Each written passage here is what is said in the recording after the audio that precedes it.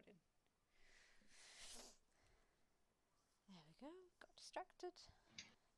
What week are we on now? Is it week 3 or week 4? 3. We're on week 3. It's week 3. Damn. We're on How about that? I know. 3 weeks and we're still going. We're still going. It's the fact that we've been, even though it's only 3 weeks, we're still going strong. Yes, that's what we need. Yes, sir. Yes, sir. Sir. Oh, I need to get the chat up. Because it's always the one thing I forget. It's the chat. Yeah. All the time. Yep. I'm like, oh, it's. I've got to look at the chat now. I'm like, fuck. But for some reason, my computer's been so slow. It's actually really bugging me. But it's fine. It's fine. It's fine. Fine. Lilith But is no. here. Oh, hello. Oh, hello, hello. Oh, there we go. Sorry. Hello. I just had Discord up just then. Just please go. Okay. 3 blooming weeks of chaos and mayhem. Your chaos and mayhem. We did that for us. My chaos and mayhem. Yeah. Not necessarily yours. Oh no, Yorkshire Pure Evil did state that you are chaos and I am mayhem. Okay, I like this. I like that a lot. Did we put up? Did we put up what? Did we put a post up on what we were going to talk about this week? I've got no idea. Yes, I did. I wrote it down, I believe. Yes, you did. I've got it. Oh, you wrote it down? No, I put it in the Discord. I can't see it. Oh, maybe I didn't. Who knows? Oh, this is mayhem. As usual. As usual. Like, I don't really know what you expect at this point, Lindsay. This is, you know... From you, honey, I expect nothing. I'm so sorry. No, that was savage. Do you need a burn kit? Yeah, I do. I would love some ice right now because that was savage. Ice, baby. I don't know what's happening. Right. I need to get this. There we go. Shout out. Can someone please remind me what we're on about? Astrology. It's astrology week, Lindsay. Oh, it's astrology week. Okay. It's astrology week. And do you know what? Do you know what Sunday marked? What did Sunday mark, Lilith? Sagittarius season! It is Sagittarius season! Sagittarius season! And do you know what Sagittarius season means? What does it mean? Parties and doing whatever the fuck you want to do. It's full of chaos. I mean, that's probably why Christmas is, you know, the build up to Christmas is Sagittarius. Like, it makes sense. Oh, The amount of chaos that comes from the start of December. It's definitely Sag season. 110%. And do you know what? My Sag season, or Sag season, however you want to say it, is already going so well. Is it really? It really is. So obviously Sunday was the 20th? 21st? 20th? 21st. 21st. Yeah, it was the 21st. Yeah. So it obviously marks the first day of Sagittarius. And I had my alternative modelling day on the Sunday. Oh, how did it go? And I had never been so social in my life. I got like 6 new phone numbers. 6 new phone numbers? 6 new phone numbers. Obviously connections. Not necessarily like... No. Photographers, friends, a couple of other stores, like shops and stuff, so... Very nice. Did a little bit of modelling, and I actually became friends with that photographer who did the modelling, so... Good. That's very good. Very nice. I'm glad. Your volume is a little low, Lindsay. And what? Turn your volume. Your volume is a little low. Time to adjust the speakers. Hold on a minute. think it's probably because I'm talking. I think that's why. Why? I have it on mute. Oh my god. Is that better? Is that better? Yeah, as you can tell, I've not been having the best week. It's not been too bad, but it's not been... And there's me having the best week. Yeah, I'm a little bit drained this week, a little bit tired, a little bit ugh. You know. Well, we did have that full blood moon on Friday. We did. I was exhausted that day. Like, I've never been so exhausted. Absolutely. Transitioning from the full moon into like the now going into waning, it's just been so exhausting for me. I've been more social and energetic than usual. I think that's because you're in your season, if I'm honest. I am in my season. Yeah, I feel that's so I was like, season. I'm very excited about it. It's my birthday season. That reminds me, your present came today. So. Really? What is it? I'm gonna tell you. Hey, some people actually go, so what I got you? And I'm like... The cheek. The actual cheek. I mean, I love surprises, but I don't like waiting for the surprise. I was thinking to myself, I was like, oh, I should have sent it to your door, but nah. Definitely would not have waited. I'm not gonna lie. I would have like ripped it open. I know you would have. That's why I'm saving it.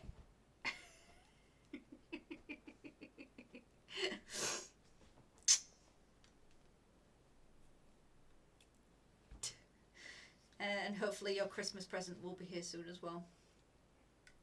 Still got to get your birthday present, but then I don't have to wait until January, so I'm all fine. Plus January sales.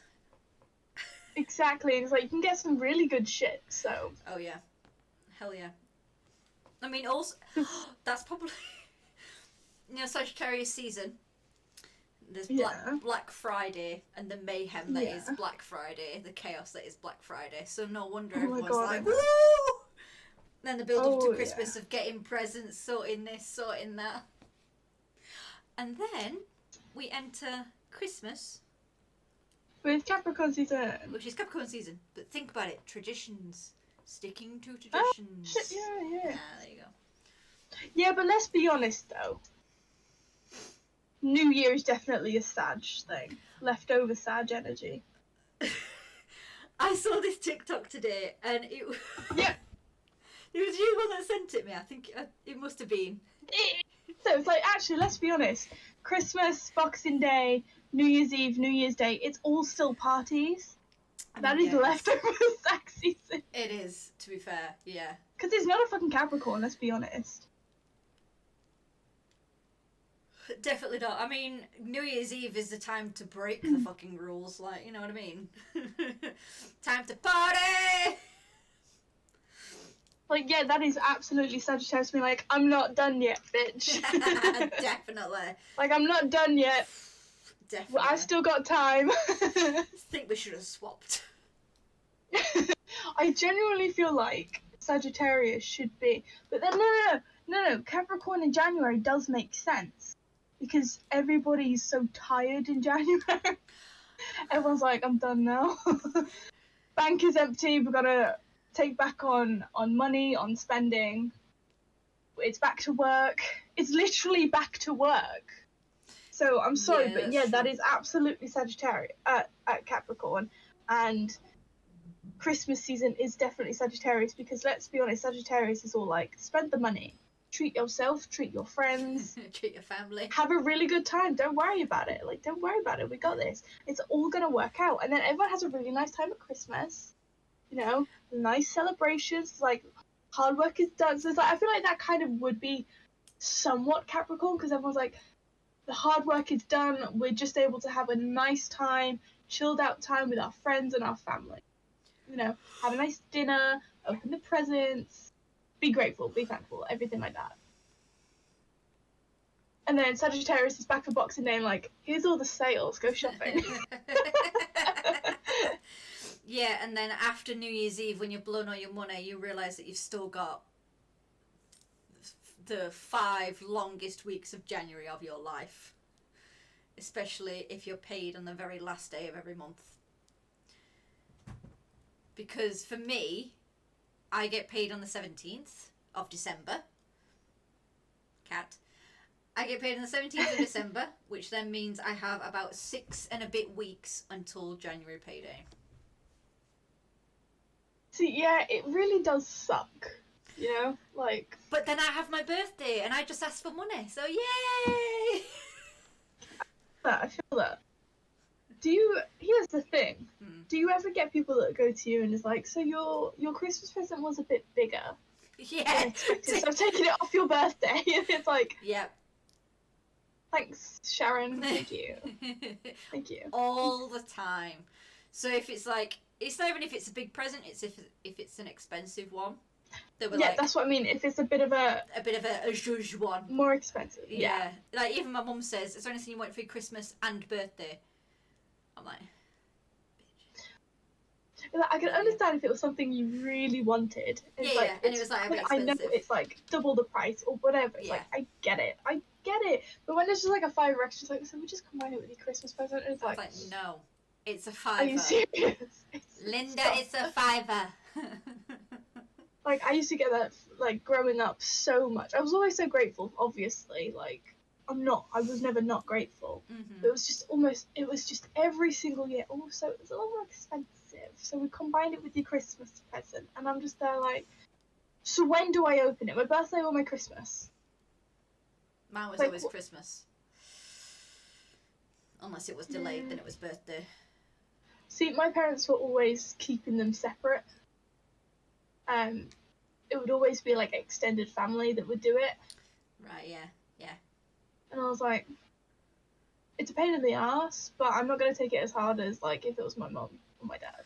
I was going to say like the most expensive is usually like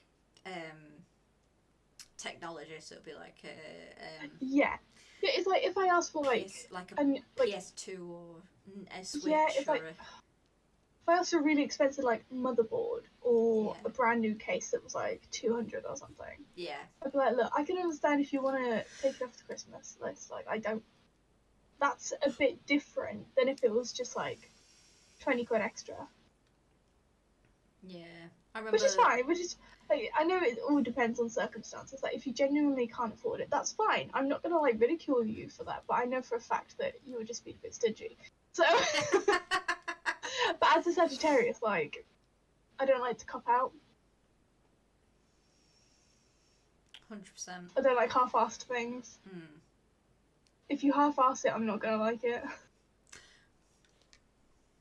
I mean... No, there's a difference between putting thought into something like, yeah, I really think that she would like this. Okay. Even if it's only like £2.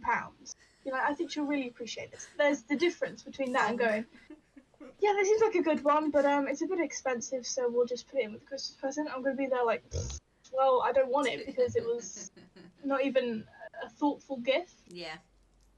It's like, I'd rather just go without it. Yeah. Like, if you really weren't sure on what to get me or anything like that, I would just be like, just bring yourself a birthday card will do fine. Like a 90p birthday card from Card Factory, that would be enough. Yeah. Yeah, I know what you mean. Like, I'm really not fussy, you know? Yeah. I'm fussy when it comes to things I like. Yeah. But it's like, if it's a gift or someone's like, I really don't know what to get you, I'm just like, just birthday card. I'm really not actually, like, that picky in terms of gift, like, receiving. I'm not that picky. No, neither am I, to be fair. Like, people ask me what I want, and I'm like, I don't know. Literally, like, this year, this entire household has just gone, I don't know what anybody wants. Nobody knows what they want themselves. What do we do? Because it's like, this is like the first year, second year that everybody's working full time. Yeah. So it's like, we've all bought what we wanted. So now we're at like, well, what do we want? It's like, I can just buy this myself. Yeah, it's same with Tom because Tom he's really good with money. So, like, everything that he wants, he'll buy. Literally, like, yeah. I can't buy him anything. Not really, not unless he asks for it. So it's like for Christmas, I'm on about buying him clothes because I know he needs them and he won't do it himself. My brother's like that. Literally, my brother's like, oh, I just want some t-shirts, some hoodies, maybe a couple pair of shoes. And it's like, you literally could go out and buy them. So I was like, yeah, but I don't want to. Yeah, will not. He'll buy something else like computer parts. Yeah. Happily buy computer parts. Happily buy Pokemon, which is what I've been playing. Yeah, that's just what it is. Like games, honestly, like. This is legit. This is so frustrating. This is legit what I've been playing since Friday, since it came out. It's Pokemon. I was gonna get that one. Me and my brother were gonna split and go with the double. Yeah. He ordered the double. That's what me and Tom did. So Tom's got the diamond and I've got the pearl. Because I was gonna have. I originally played diamond, so back in the day. I think my brother was gonna have the diamond one. I was gonna have the pearl one. But by the time that we went on the site to pre-order it, it was sold out. I was fuming. Tom pre-ordered it. As soon as pre-orders were out, Tom did it. He was like, I bought it. So we didn't get it, but I mean, what can you do, you know? I was going to say, they'll come out with more stuff. So, on topic of... Yes, anyways. Astrology. Yes. Because technically, I mean, Christmas is part of astrology. It's... Yeah.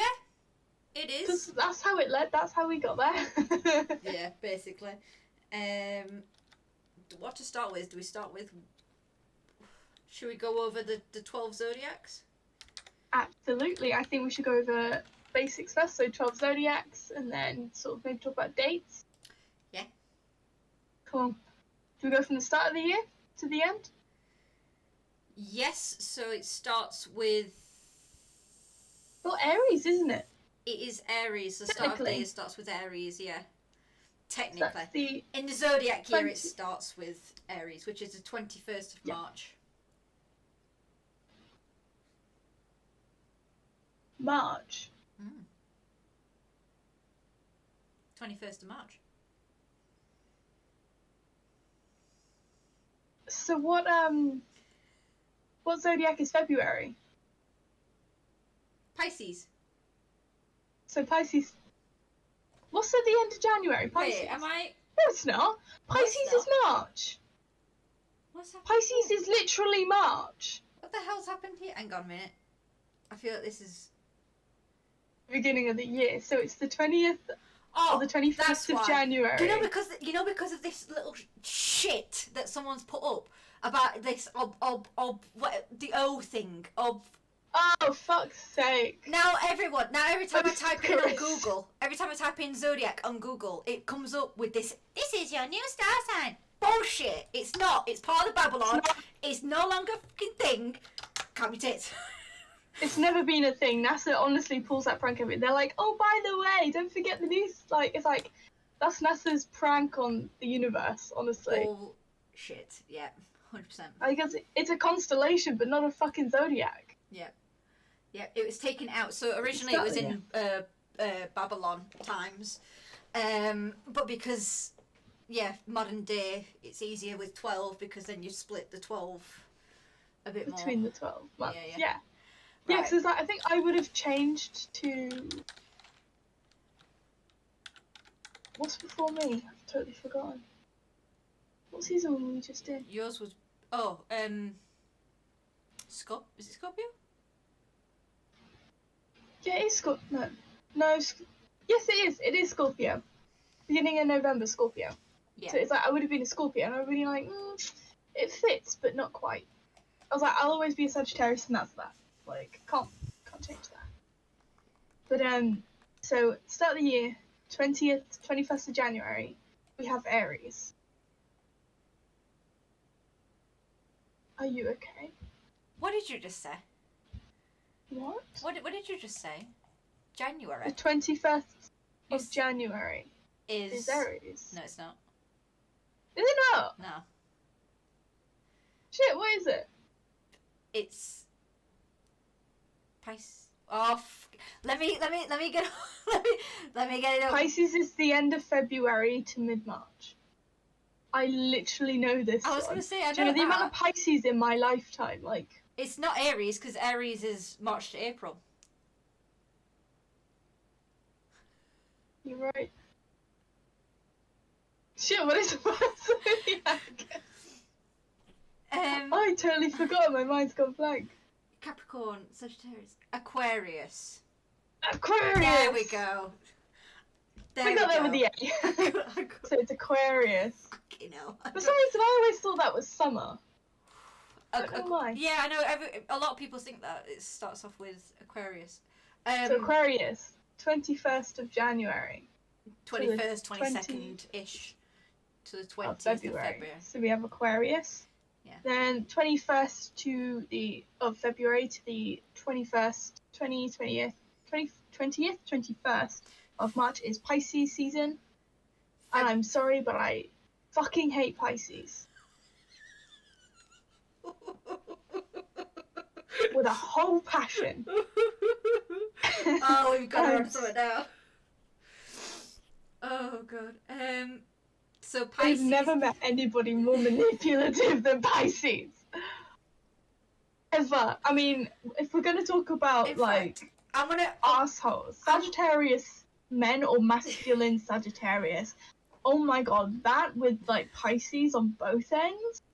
Oh my god. I'm gonna go get my astrology book because I cannot find a fucking picture at all. So give me a second. Of the wheel. Of not even the wheel, of the list of fucking zodiacs. Give me a second.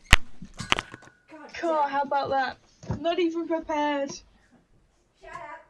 Honestly. I think I have the wheel in here somewhere. Probably on like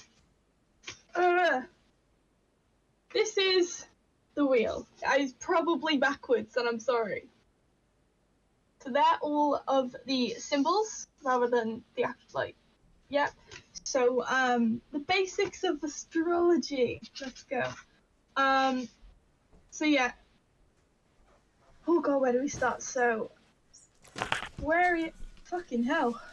Can't believe you called me. I called you, did I? I know what you said. I just have a little wheel there with just the symbols of each sign. Right, so I have this, which tells me. And this is what a birth chart looks like. I was just about to bring one of them up. I was going to bring mine up. This is what I use. Read. So this is the Astrology Bible by Judy Hall. She does quite a lot of things. So she even does the Crystal Bible, her Bible, that sort of thing. Sorry, Yorkshire Pure Evil is also a Pisces. No! We wouldn't get on in real life.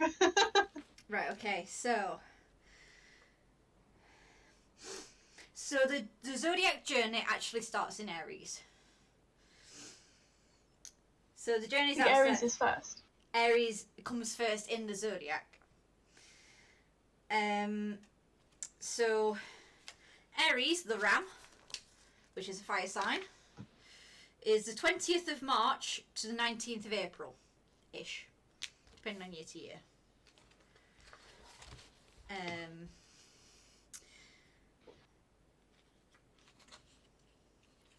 Then we have...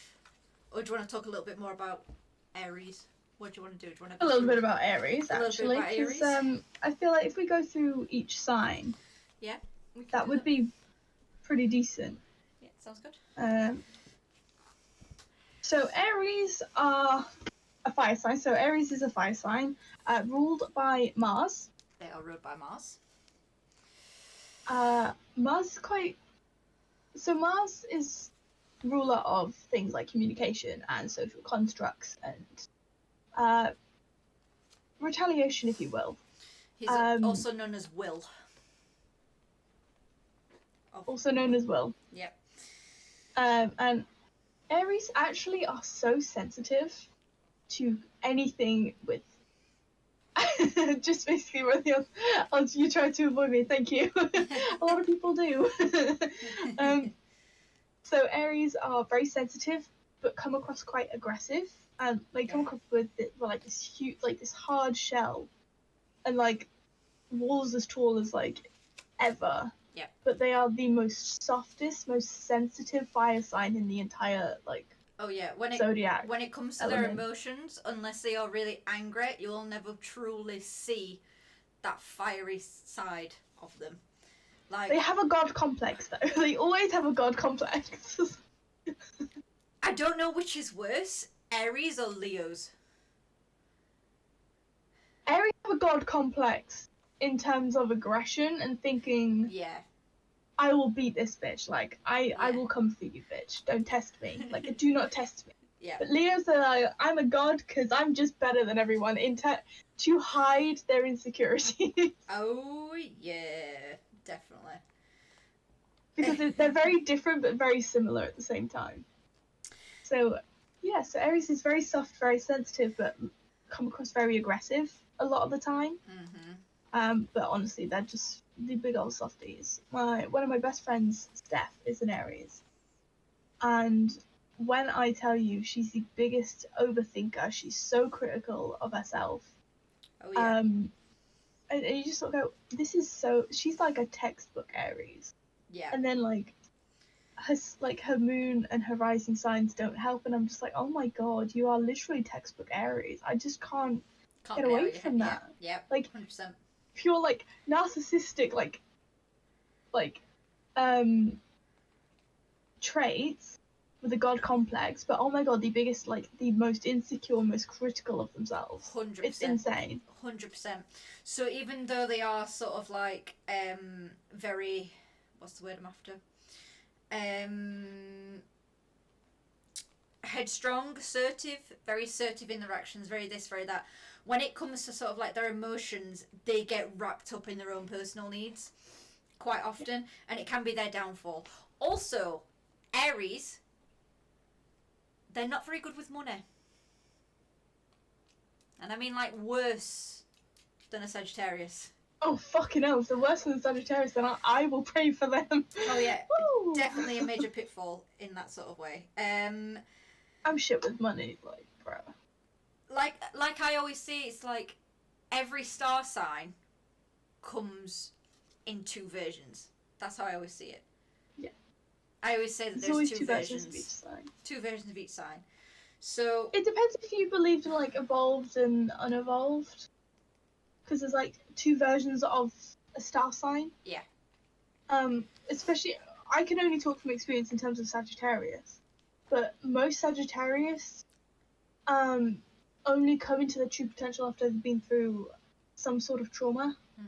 And then they are really themselves. And I've found that a lot of Sagittarius who haven't gone through trauma are a lot less like me. But ones that have gone through trauma, I click like that. Like, same pattern, like, same wavelength. 100%. I mean, I currently work with two people that are Sagittarius. And one, I think she's sort of like... Is she going through the change? not currently. I don't know if she already has, but she's very much... There's one that's like fleeting, like, oh, I'll get my nails done, I'll do this and do that, with sort of like that money aspect. But, and like the whole, oh, I'm going to do this today, very much on a whim. Whereas the other one is very much... she's a dancer, basically. Yeah. So she's very that passionate, very that fire. But I don't see as much as that... What's what I'm looking for? That Sagittarius sort of vibe. Yeah, that like... The that, like, free, whirlwind. the carefree... Yes. Like, obviously passion, but, like, it's just not maybe as a burning flame. It's like a little... little light. When she's on about dancing, oh my god, she can go off and she will... Yeah. And even in the past, she said that she has hurt herself in the past from doing too much dancing in that sort of way. So she loves that bit. She loves that, you know, get that passion. The way the other one's just a bit more fleety, a bit more, oh yeah, let's do this, let's do that, let's do this, let's do that. Very on a whim, very carefree. Yeah. Obviously not as carefree as you, my darling. Oh, is this a competition? I mean, let's not make it into a competition because I know that you'll win. In what aspect? You always win. You like winning, don't you? Yeah. Yeah. Virgo. Virgo moon alert. It was just like, you're right. And then it was the second yeah for me. I was like, yeah. Oh wait, that wasn't me. It was the eye roll for me. It was the eye roll for me. I do a little too much eye rolling in my life. Way too much. My Virgo moon takes over a little way too often than I care for it to do. Yep. Yep. So after Aries comes Taurus, the foodie, as we like to call them. The foodie, indeed. Everyone thinks that Taurus is the sleepy earth sign. And I mean, yeah, totes to him. They are known as the bull. They like food. They like to go to sleep. Trust me, not as much as a Capricorn. No. Not as much. As much as a Capricorn. One of the things that people get not wrong, but people often misconstrued is that Taurus is a sleepy star sign. It is not. It's a foodie star sign. Trust, it is a foodie star sign. You want a place to eat that's good? Ask a Taurus. Ask a Taurus. They have been... Or somebody with big Taurus placements. Hell yes. It doesn't mean that they have to have a sun star sign. Moon, rising, Venus. Oh, yeah. Hell yeah. 100%. So Taurus, known as the bull, is the 20th of April to the 20th of May. It is an earth sign. And its ruler is Venus. Okay. So, steadfastness, practicality, security, stubbornness, possessive, routine, patient, very slow, and self-indulgent. Very big on the self-indulgent. I would also like to add on the Venus thing. Like, it makes sense because Venus is ruled by love, or rules love. Passion, fire, romance. It's Venus, you know, everybody knows the goddess of Venus is the goddess of love. Yep, Venus, love. It's that fire, it's that passion, it's that romance, it's that connection with something or someone, or like a situation, if you will. Yeah. And Taurus just happened to love food. 100%. Indulging in that is just, 100%. I still feel like Taurus are the most social signs of the earth signs, though. Because they're such a foodie, they'll like to bring friends along with the food. 100%. Yeah. So it's like, whilst yes, they sleep a lot, they don't sleep half as much as a fucking Capricorn. But it's like they eat so much, and they like to share that with their friends. They're passionate about food, but it's just eating it, making it, you know, whatever it is that they like. Yeah. They like to bring their friends along for the ride with that because they love their friends, their partners, their family. So it's like a nice link with that. Yeah, 100%. And like you said, it comes with that. It comes with a love of music, a love of the arts, all good things in life. They like to indulge in, especially being ruled by Venus, taking in that. I mean, it's called love. It's called desire. Like the planet is legit. Called that. Like, I just want to say that Venus is the hottest planet in the solar system, therefore it makes sense that it's desired, because it's like, you'll always really get, like, really hot and heavy for something you really want. Oh, yeah. Yeah. And I mean, Libra is the other star sign that it rules. So, Libras, very nice. They're one of my favourite star signs, to be fair. Whenever I see Libra. Really? Never she met a Libra. In fact, I tell a lie. Friends with a Libra. I tell a lie. It's not Libra. It's Cancer. But that's because you've got Cancer placements. Like, I mean, yeah, but they're so cute, and I just which. Yeah, hang on. So, in this book, Taurus. It also talks about like weaknesses and their shadow. So for instance, for Taurus, they are unable to appreciate different viewpoints. And they also often do not take risks or try anything new unless it's food.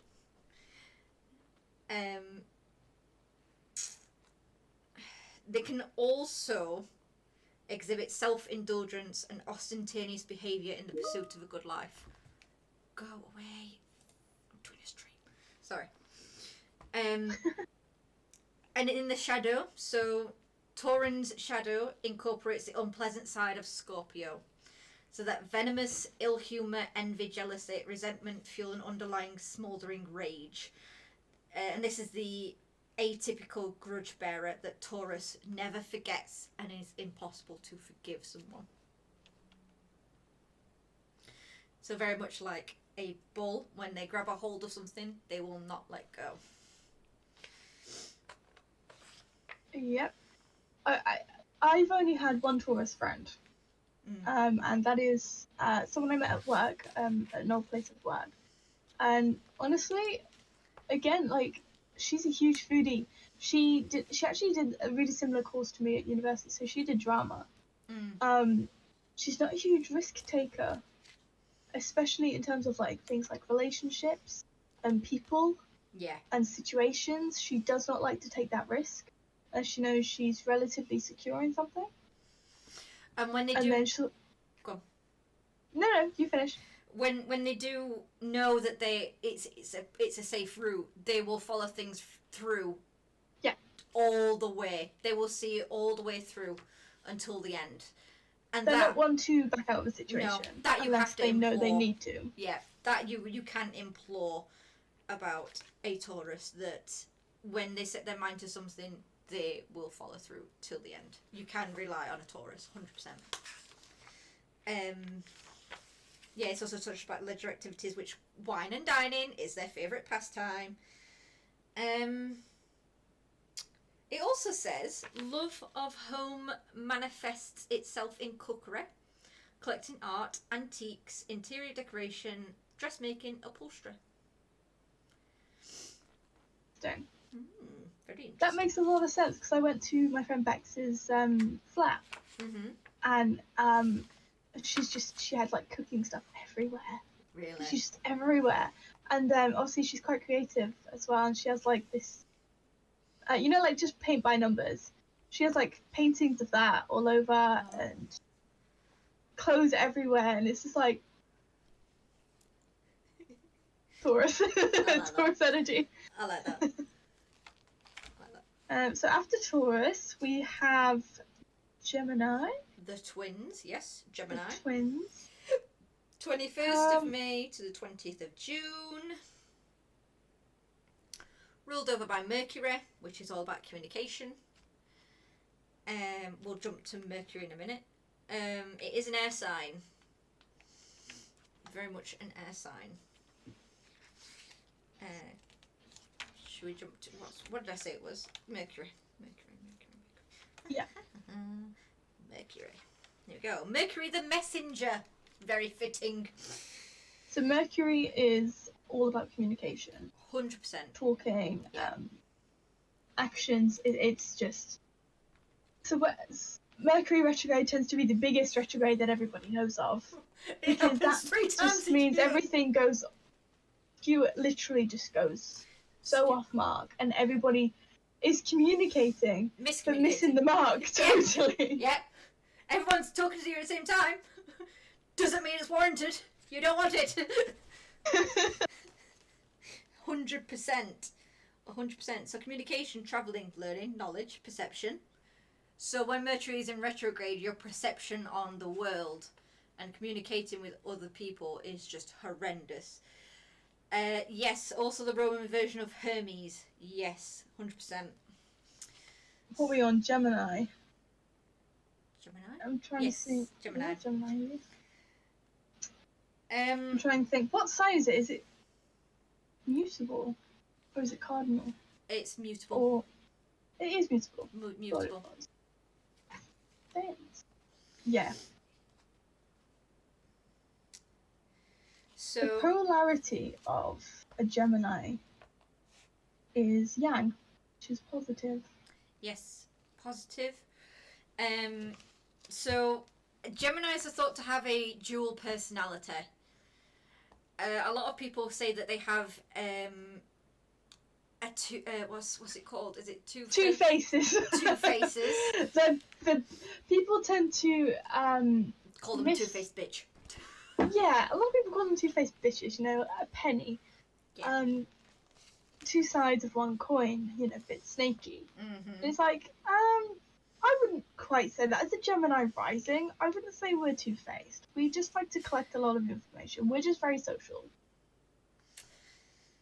I mean, we have our opinions. We have our opinions. I am a Gemini moon, so yeah. We're never two-faced. But I mean, like, we're two-faced about it, but we're never upfront, I guess. No. It all depends on your sun, moon, and rising. If you've got a strong Gemini placement, you will have very strong opinions about somebody. That doesn't necessarily mean you are two-faced about the situation. I mean, you're just very social. Yeah, when we talk about like being two-faced, it doesn't necessarily mean two-faced bitch at all. It literally means that you can be bright and bubbly and charming in 1 minute, but then we can be very sullen and very quiet in the next. It's not necessarily being a gossip. It's not a gossip. I like to consider Gemini as like two sides of the same coin. It's two perspectives. Yes. Two outlooks that they can swap between. It's like one's could be really logical and the other one maybe not so much. Maybe more emotion led, you know, it's hot, you know, one side could be your head, one side could be your heart. It really just it's two sides, you know, of a person. Yeah, just more upfront about that side. Both sides. Depending on who I ask about their opinion of me, either I'm loud and brazen, or I'm very quiet. See, to me, you're really quiet. See, this is what I mean. Yeah. So you're not very loud to me. No. At all. A lot of people say that I'm not really loud, and I guess most of the time I'm not. But I guess that comes from the Capricorn, the observer. I was gonna say like that's fully Capricorn though. Mm. Whereas, but then also as a Sagittarius, I'm just quite loud in general. I mean, yeah, like I said, it depends on who I'm around. So, if I'm really interested in what they're talking about, sorry, cat bum. God, we're gonna get censored now. God damn, monetized. Come on, put your fluffy tail down. There you go. Yeah, so if I'm really interested in what they have to say or what we're talking about, I'll stay quiet. And then other times, I'll be like the social butterfly. Depends on how relaxed I am, where I am, that sort of thing. Next we have Cancer.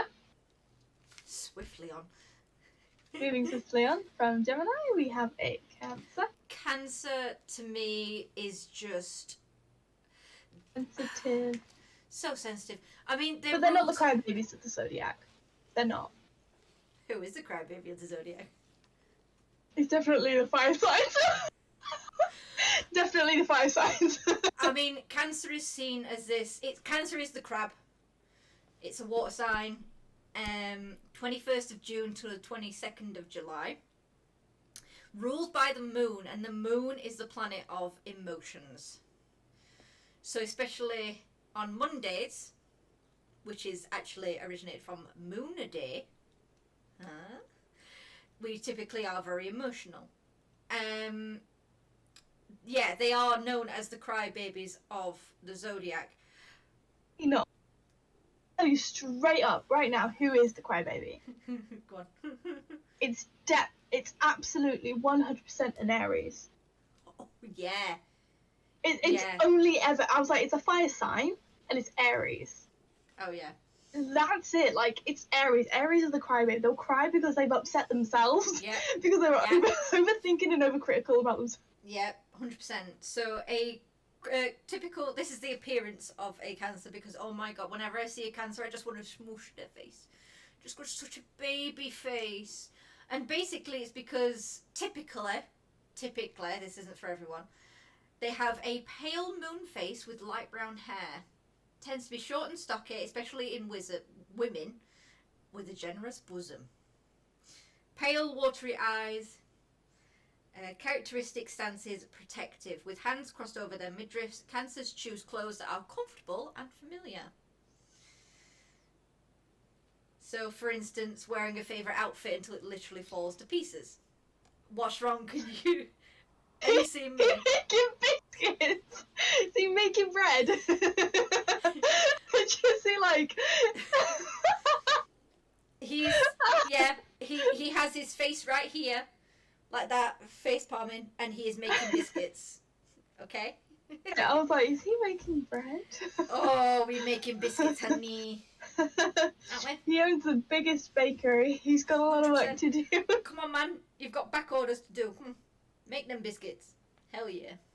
Does This it is every like, time. Mum, they're making fun of me. 100%. And then when he gets comfortable, he will flop onto his back in my arms. So you may just see him go like this. And that's it. He's stuck for a good hour. Got a lot of orders to get through. Oh yeah. This bakery is a good few months behind, trust. So you take a vacation? All the time. He's too busy sleeping 18 hours a day. He's making very much big biscuits. So I didn't want to say anything. So strengths. So even though they're seen as crybabies, the reason why is because they are highly intuitive. They're very much an empath. Tune emotions. Oh yeah, 100%. 100% in tune with their emotions. They... What's the word I'm looking for? So when it comes to sort of like emotions, again, they're sensitive to emotions. They can become, like a cry. That's why they are known as the crybaby, because they are so in tune with not only their emotions but other people's emotions as well.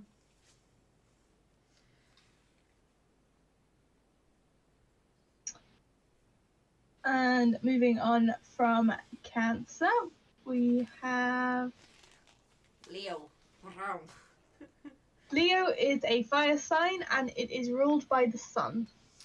Oh, which yes. fits hand in hand with their god complex, because they think the fucking world of themselves. They think the sun shines out of their arse. Absolutely. But here's the thing, they're probably the most insecure of the whole, 12 signs. 100%. One way to, not annoy, what's the word? One way to hurt a Leo's feelings is by not laughing at their jokes. If you ask any Leo, well, if you're trying to guess someone's zodiac sign, first question I ask them, do you have or do you ever want to get a tattoo of a lion? If they say yes, they're a Leo. Oh, I don't know. I fit to the amount of men that have had like tattoos of just lions, and I'm like, red flag, red flag, red flag, red flag. Bye. If not, they are somewhat relate to a lion or like lions. So or maybe they're just classy. I digress. You're right. I was trying to guess. Another colleague's zodiac signs, right? So that was one of the questions I asked him. I was like, have you ever wanted a tattoo of a lion, or do you have a tattoo of a lion? And he was like, yeah, I've actually got one planned for next month. Why? And I went, you're a Leo. He goes, how the fuck did you know that? Sorry, cat. Sorry, I've just made my cat. Scared the cat whilst you had it. So do you know what? You scared me now. I'm off. My bakery doesn't deserve your. He'll be all right. It's fine. Yeah. So. Yeah, Leos are insecure, but honestly, like, think so highly of themselves, but so insecure. I mean. And you just don't really know. No, I mean, in terms of like leadership and self-assurance. Very self-assured. They tick the box. Like, if Absolutely. you think of a Leo, they will be leading somewhere. In some Absolutely. form or other. If they are not leading, they are not happy. No, you're absolutely right. Obviously, this is a typical Leo. It depends on other placements in their birth chart. Very loyal. Absolutely. I mean, that's why they've got the line. You know, they're a very loyal sign. Oh yeah, 100%, very loyal. The playful, very laughable, also known as a jokester in certain places. But there's sometimes they can go overboard with that, so they can get to that very snobbery, that pride, that arrogance that people hate about Leos. But they are highly creative. They can bring that good nature, that sunshine, that thing, that this, that leading from other people. So I think that does. You can really... always they've just it's just Leos have this aura about them. I don't know what it is, but it just oozes with like confidence and self-assurance, and like, I am that bitch. Oh yeah, 100%. Like in their aura, and it's just like, but you're a Leo. Yeah. If you're not, you're a fire sign, you know? Yeah, 100%. I mean, in terms of like emotions, or at least dealing with other people's emotions, if someone starts crying, they are not the person to go to. They will try and make you laugh, that sort of thing. So obviously, if you want that, that's really good. But in terms of being reassured, not the guy, not the person. No, 100%. They always try to make light of situations, try to have fun. Yeah, they always try to make it a joke, and it's like, wrong time, mate, wrong time. Yep. 100%. 100% too. Oh, I've only just seen this, sorry. In this book, it also talks about suitable gifts to give these people, which is actually quite good. So, for Leos, they adore anything flashy and ostentatious. They really do, though. Preferably expensive. Yeah. Like a box at the opera house is a good idea, or a suite in a hotel. Cashmere and gold will surely score highly, as would a picture of a Leo as an ornament frame. That's my cat. I do agree with that one. I agree with that one entirely. 100%. And after Leo, we have Virgo the Maiden. Now, Virgo is very anal, actually. Very anal. Also seen as they have a way. Virgin, in some ways. Very much. Is he chasing you again? Yeah. No. Don't know if you can hear that in the background. Probably not. No, I cannot. No. Moving on. All you're going to hear is a meow, and him going, no.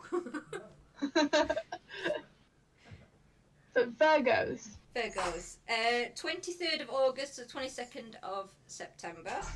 Rule Mercury, so very good communicators.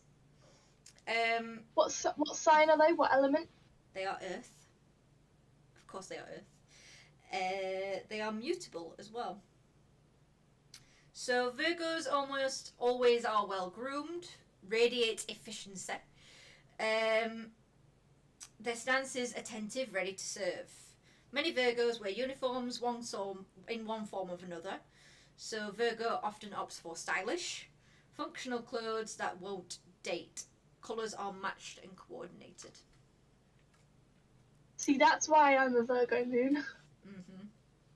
Really comes out in your clothes, doesn't it? It really does. Yeah. My style is definitely Virgo. Yeah, 100%. Always control matters. So matters are always in your control. In fact, other signs can definitely rely on a Virgo to be something of a workaholic, not quite as Capricorn. Not as just Capricorn. But they are somewhat of an alcoholic. I wouldn't say they're a workaholic or even slightly. I mean, they could be, but they're very efficient with their work. Yeah, so that other people can rely on. They're not necessarily workaholic, but they're very, very efficient. That's what I was going to get onto. Yeah. This sign can be very critical, very judgy. Oh yeah. Absolutely. And failure is not tolerated.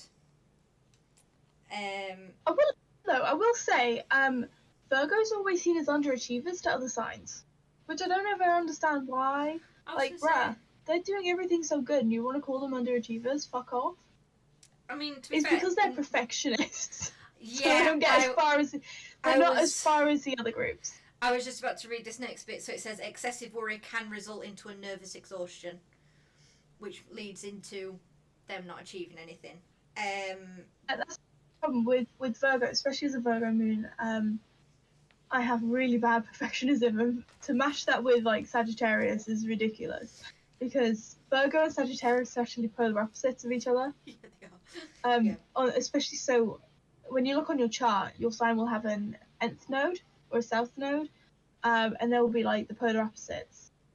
Yeah. It just happens that the opposite of Sagittarius is a Virgo, vice versa, and it just Sagittarius sun and a Virgo moon. Do you know the constant battles I fight in my own head?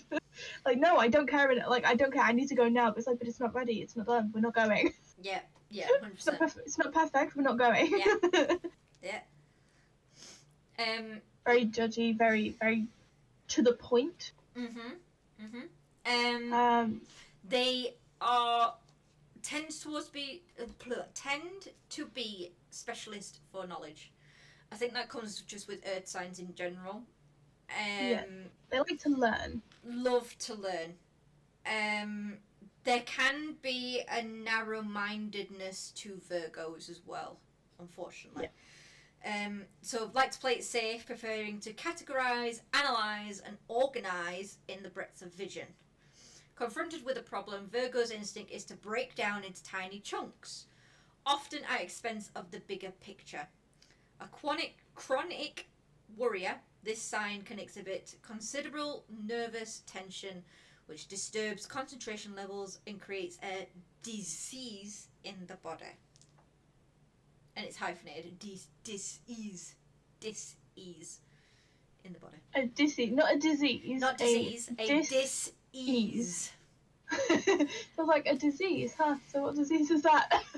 What do I need to look out for? Yeah.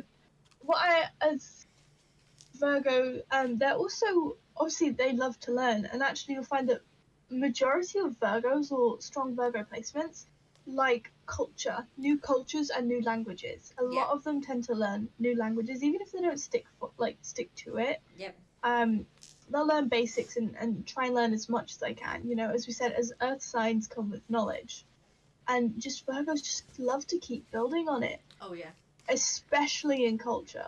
And that's the only thing my son and they will use knowledge against you. Absolutely. Absolutely. But one thing that a Sagittarius and a Virgo do have in common is the culture aspect and the love for learning and going places and doing new things in terms of for learning. So me and my Virgo moon are very... My sun and my moon are very on par with that one, at least. That's good. Yeah. I was gonna say, you love to like travel and stuff. Absolutely love it. Never as far as I have known you, never sat still. Never. I mean, maybe to rest, but you know. Yeah, maybe to rest for a little bit of time, but then I'm off again. I'm off. As soon as that rest period's over, I'm off. I'm gonna. I'm off. Bye. Bye. Pretty much. Okay. Libra. So Libra is known as the scales. 23rd of September to the 22nd of October is ruled by Venus again. It's an air sign and it's known as cardinal. So laid back Libras always look good, but checks in a mirror just to be sure. It's an attractive face, good bone structure, clear gaze.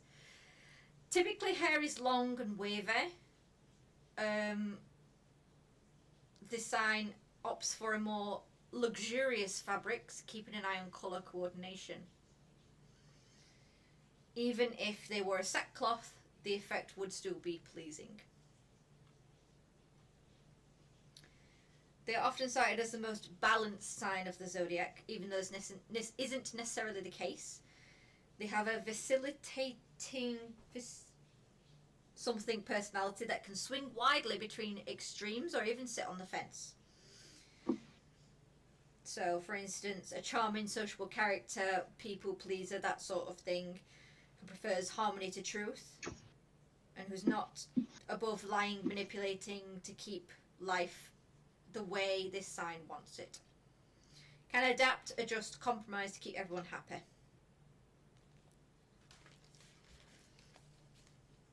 Yep, I think that's... Yep. I don't really know much about Libras to make comments or on attitudes or personality. I just I don't have any, like, Libra friends. To be fair, I don't really have many Libra friends, but I know that often Libras are known as promiscuous.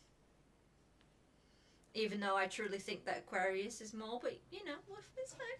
Absolutely, I'm sorry, but Aquarius is like, yeah, for me, top of the list. The more Aquarius, the more promiscuous. 100%. After Libra, we have Scorpio. Yeah, I think we'll move swiftly on to Scorpio. So Scorpio, also known as the Scorpio. Dumbass. Sorry. Dumbass. A water sign. I know way too. Again, very emotional, but not Not a bit like Aries. Yeah. Very emotional, but hard shell. Yeah. And they show it in very unconventional ways. One of my best friends is a Scorpio, and oh my god. Sometimes I sit back and I go, do you think how complicated some things you make yourself do? Like, it's a fact, it's like, you've put yourself in these situations knowing you're very, like, emotional about something, but you act as though it just doesn't bother you, and you know that it kind of doesn't, but yet you're still so, upset, and, like, it's like, you get very hung up on certain situations, and you go, for someone that claims they're really not that bothered, or, you know, you're not showing emotion, you're very, like, thick walls, tall walls, unbreakable ones. Yeah. The only way you'll get through them is if you've been let in. Yeah. And it's like... 100%. They act emotionless, but yet they feel things way more than they let on. Oh, yeah. They look... Oh, yeah. That stone hard exterior. They go around thinking, like, they've just been fucking, like...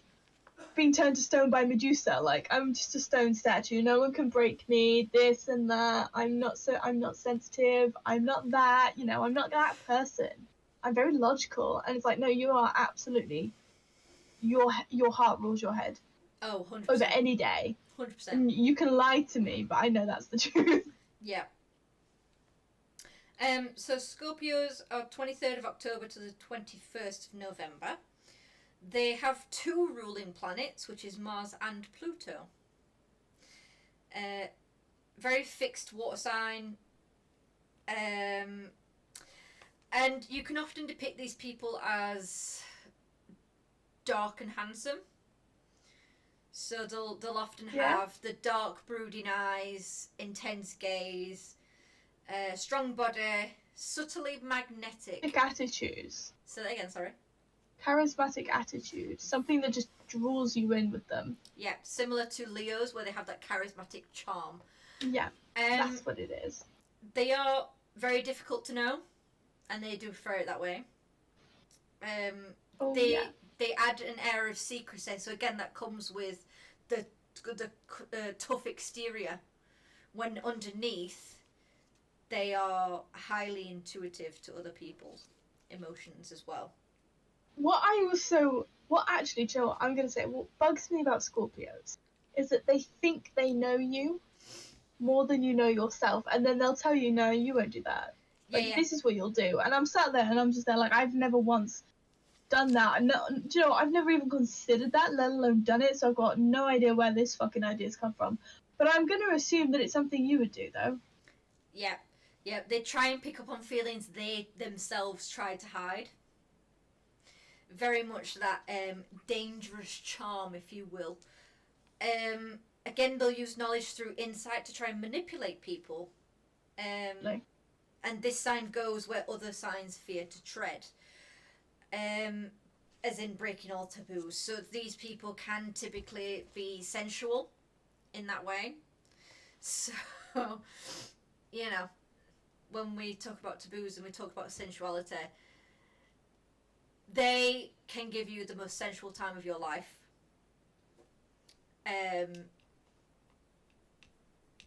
They're also very nurturing. They do have that nurturing side to them. 100%. Yeah, so if a Scorpio becomes a mother or a father, they are very nurturing. Oh, sorry, a parent. They are very nurturing in that sort of respect. 100%. Yeah, I see that. But yeah, they can be compulsive, obsessive. Bit of an arsehole. Pretty much. Intensely. Sometimes they come off as very pretentious. It even says here, Scorpio can be intensely masochistic. It's legit what it says. A masochist. A masochist. Yep. Masochist. Yep. Although... No, I fucking see that. Although... I see that in a lot of my Scorpio friends over the past few years, and I sit there and go, you got nothing on me, hon, but, like, go off. Strengths, though, always lead on a good positive note. Tenacious Scorpio has an enormous resilience and likes to stay in power. They absolutely love to stay in power. This precarious sign can penetrate into the depths of another person. Literally or figuratively, you figure that out. That one's for you to decide. That's the thing. Me and Scorpios, we clash because of the power struggle. Especially one of me and my closest friends. She is a Scorpio through and through. You know, like, a lot of my friends are their star signs, like their sun signs, and it's fucking insane. Yeah. She's a Scorpio. She's got very, like, unbreakable walls, you know. She hides her feelings a lot. She doesn't show them. And when something is bothering her, she won't talk to anyone about it. She's like, no, I don't want to talk about it. Right. Let's talk about you instead. Just pass off the conversation because I don't want to talk about it. Like, you're very... Thing is, I know exactly when everybody is upset. Yeah. And when I clock it, I'm like, do you want to talk about it? And they're like, no, I don't. Can we just move on? So what have you done today? And they'll, like, try and pass it off. And I'm like, oh, so something's really got you today, isn't it? Something's really hit your nerves. But as a Scorpio, it's like, she likes to be in charge, and she has that authority. You know, she's got that leadership, she's got that power.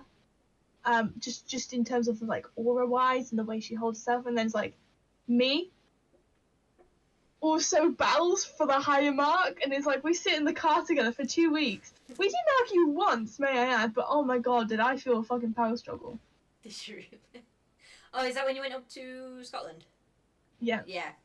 Because we did a road trip around Scotland. We didn't argue once, and it was a really fun time. We didn't argue. We don't argue at all, to be fair.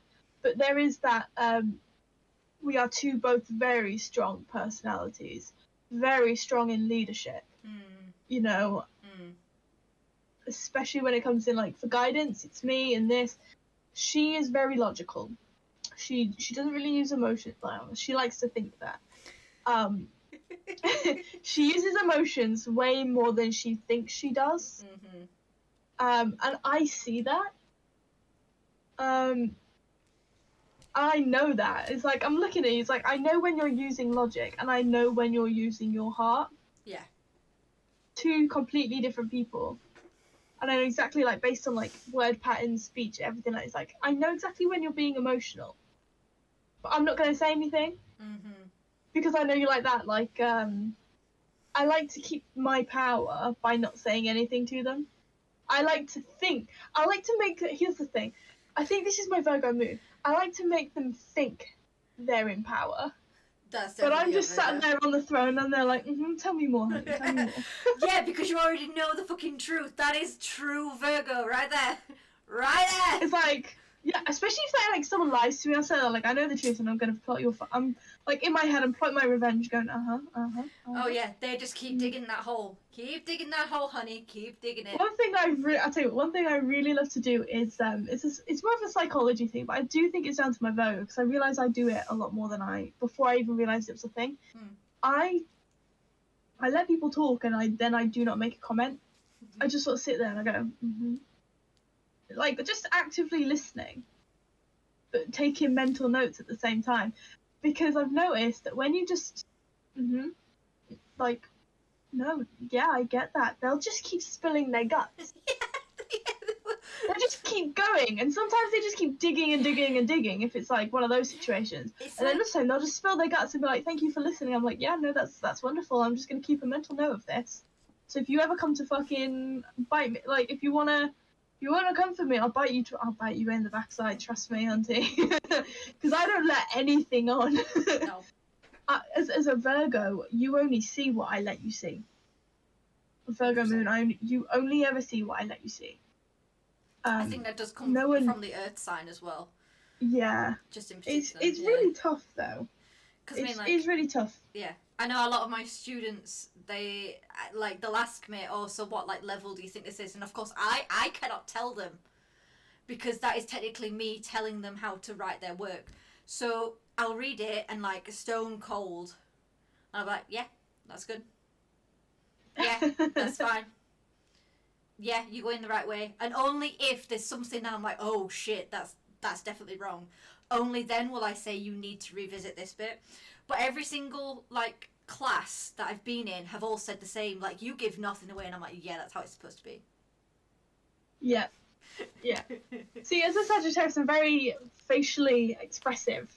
Mm-hmm. Especially what I've been to every person is like, "You have really expressive eyebrows," and I'm like, "It's alright, my eyebrows are non-existent." I need to get my eyebrows done. Maybe dyed, yes, but that's about it. Yes, that's what I mean. Just to match your hair. Oh, no, reshaped. I was like, when people say I need to get my eyebrows done, I'm thinking dyed, reshaped, plucked. What is it? I mean, so this is the thing. Even though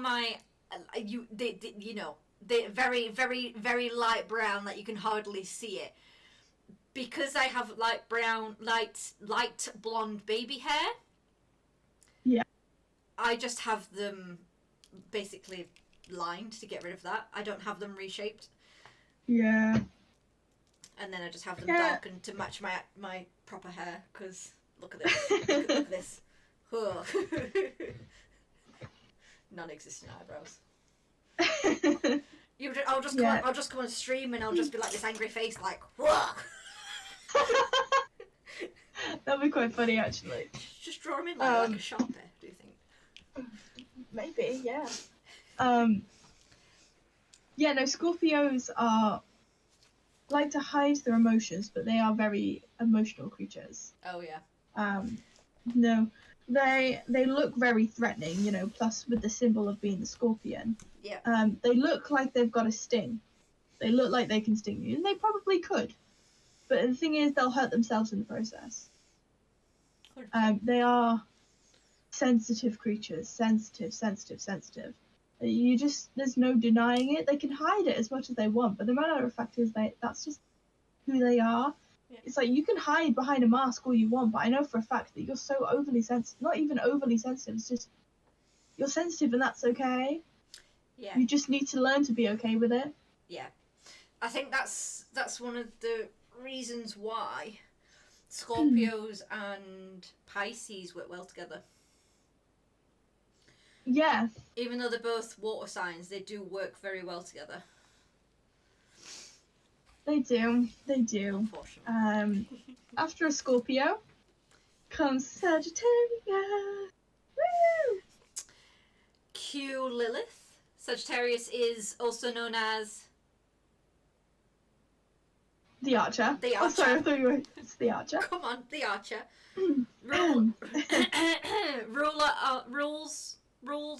Has a ruling planet of Jupiter. Which is the planet of good luck, work, finances, which is really ironic because they're fucking shit with money. Oh look, Kat, what are you doing? Are you chasing after your brother? Yeah. Jupiter is the ruler of good fortune, goodwill, good luck. Anything good you want, go to a Sagittarius. They'll get everything. Yeah, also known as the Mage. Jupiter is also known as the Mage. Yeah. Oh, Jupiter, yeah. Jupiter is also known as. I thought you were talking about the sign. I was like, how? No, sorry. So expansion, optimism, good fortune, faith, physiology, knowledge, abundance, luck, travel. generosity, opulence. Opulence, I like the word opulence. Opulence. So yeah. Fairly bounces with enthusiasm, 100%. Hair is typically chestnut brown. The face is long and a little bit horsey. The complexion is healthy and perhaps a little ruddy. It's a rangy... Hey, what's that supposed to mean? This is a typical. Typical? Just say, what's that supposed to mean? Typical. What do you mean what's supposed to mean? The long horsey? Yeah. So your face shape is supposed to be a bit longer. So you're not mine's really short. You know that like oval shape? That's what it's trying to get at. Yeah. Mine's mine's quite round. Especially when I smile, it's very round. I like that. Moving on. Keep reading my sign. I'll just sit here looking good. Here we go. In your element. So a rangy athletic body type. At least until the middle age sets in. This is... Oh, give me a minute. I refuse to accept that. Hold on, give me a minute. No, don't leave. Okay, fine. She's left. She's gone. Personally, I think Sagittarius are the best signs. I mean, they are the party animal of the whole sign. She's back. I can hear you now. Can you? Yeah. The best sign of the zodiac. Lilith. Absolutely. Yeah. Yeah. Sorry. Let's be honest. I thought that my cats were hissing at each other. It just turns out that Tom was brushing his hair. Excuse me, sir. Sir. Thank you. At least until middle age sets in. The look is unplanned. They simply throw on whatever clothes come to hand. That's definitely not you. No, that's exactly what happens. I don't plan my outfits. I don't. True. But I just look good in anything I throw on. And that's the Virgo. The fact is, if I put something, I'm like, right, I know exactly what goes with this, and that's what I'll be wearing. Pretty much, yeah, 100%. Do you want to talk about your personality? Should we see what this says about your personality? Yeah, let's go for it. Jovial and boisterous. This is a social personality that needs stimulation of friends, new faces and places. Well, that's not wrong.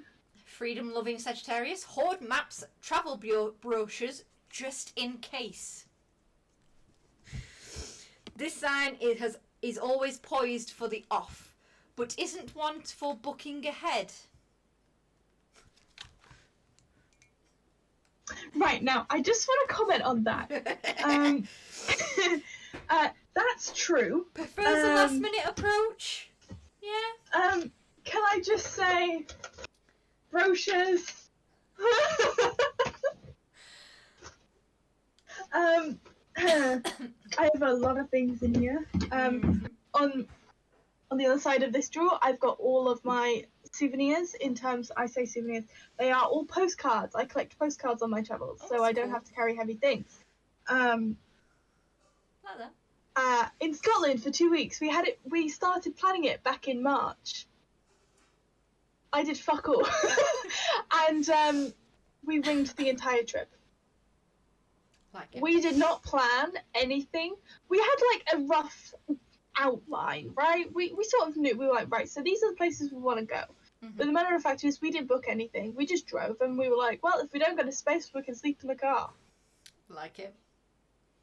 But actually, we did manage to get places almost every night. Ah, right. That's not too bad then. We only slept in the car once. Yeah, that's not... I will say that one is very true. I don't plan ahead, especially even when I moved to Budapest. Budapest. I just didn't plan anything. I was like, let's go. I've got the flat sorted. That was literally the most planning I ever did. Yeah. I went and I didn't plan a single fucking thing. I had a fucking blast. I had a great time. I was gonna say, I know, I can tell that you really loved it just by the way you talk about it. I loved it and I miss it and I want to go back. I'm sure you will go back soon. 100%. Absolutely. Well, considering I was living right in the centre, so it was always like different people every day. Yeah. And I could go different routes to the university every day, so I did. Very nice. In distant shores, optimistic Sagittarius hopes for answers and fulfillment, revealing this sign's tendencies to live in what might be rather than what is. Absolutely. Yep. Blunt and often tactless. Now here's the thing, hon. I don't. Yeah, you're absolutely right. I am a little bit blunt, aren't I? Sagittarius has an unfortunate habit of telling others how to live their lives, while seldom living by the same principles. I don't know what you mean. This is blisteringly honest personality that doesn't deal in nuisance. Sagittarius acts impulsively, often releasing the arrow without any clear target. As far as the archer is concerned, any action is better than none, and the sign will think about it later.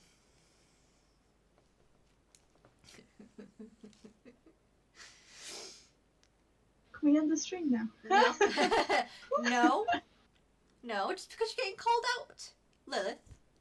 Why is bad than good things here? Come on. Do you want the strengths? Yeah. Sagittarius brings enormous enthusiasm to projects and is highly creative. This sign is excellent in initiating and seizing opportunities, drawing on a highly developed imagination and a sense of adventure. Sensing someone in trouble, Sagittarius will always fire for the underdog.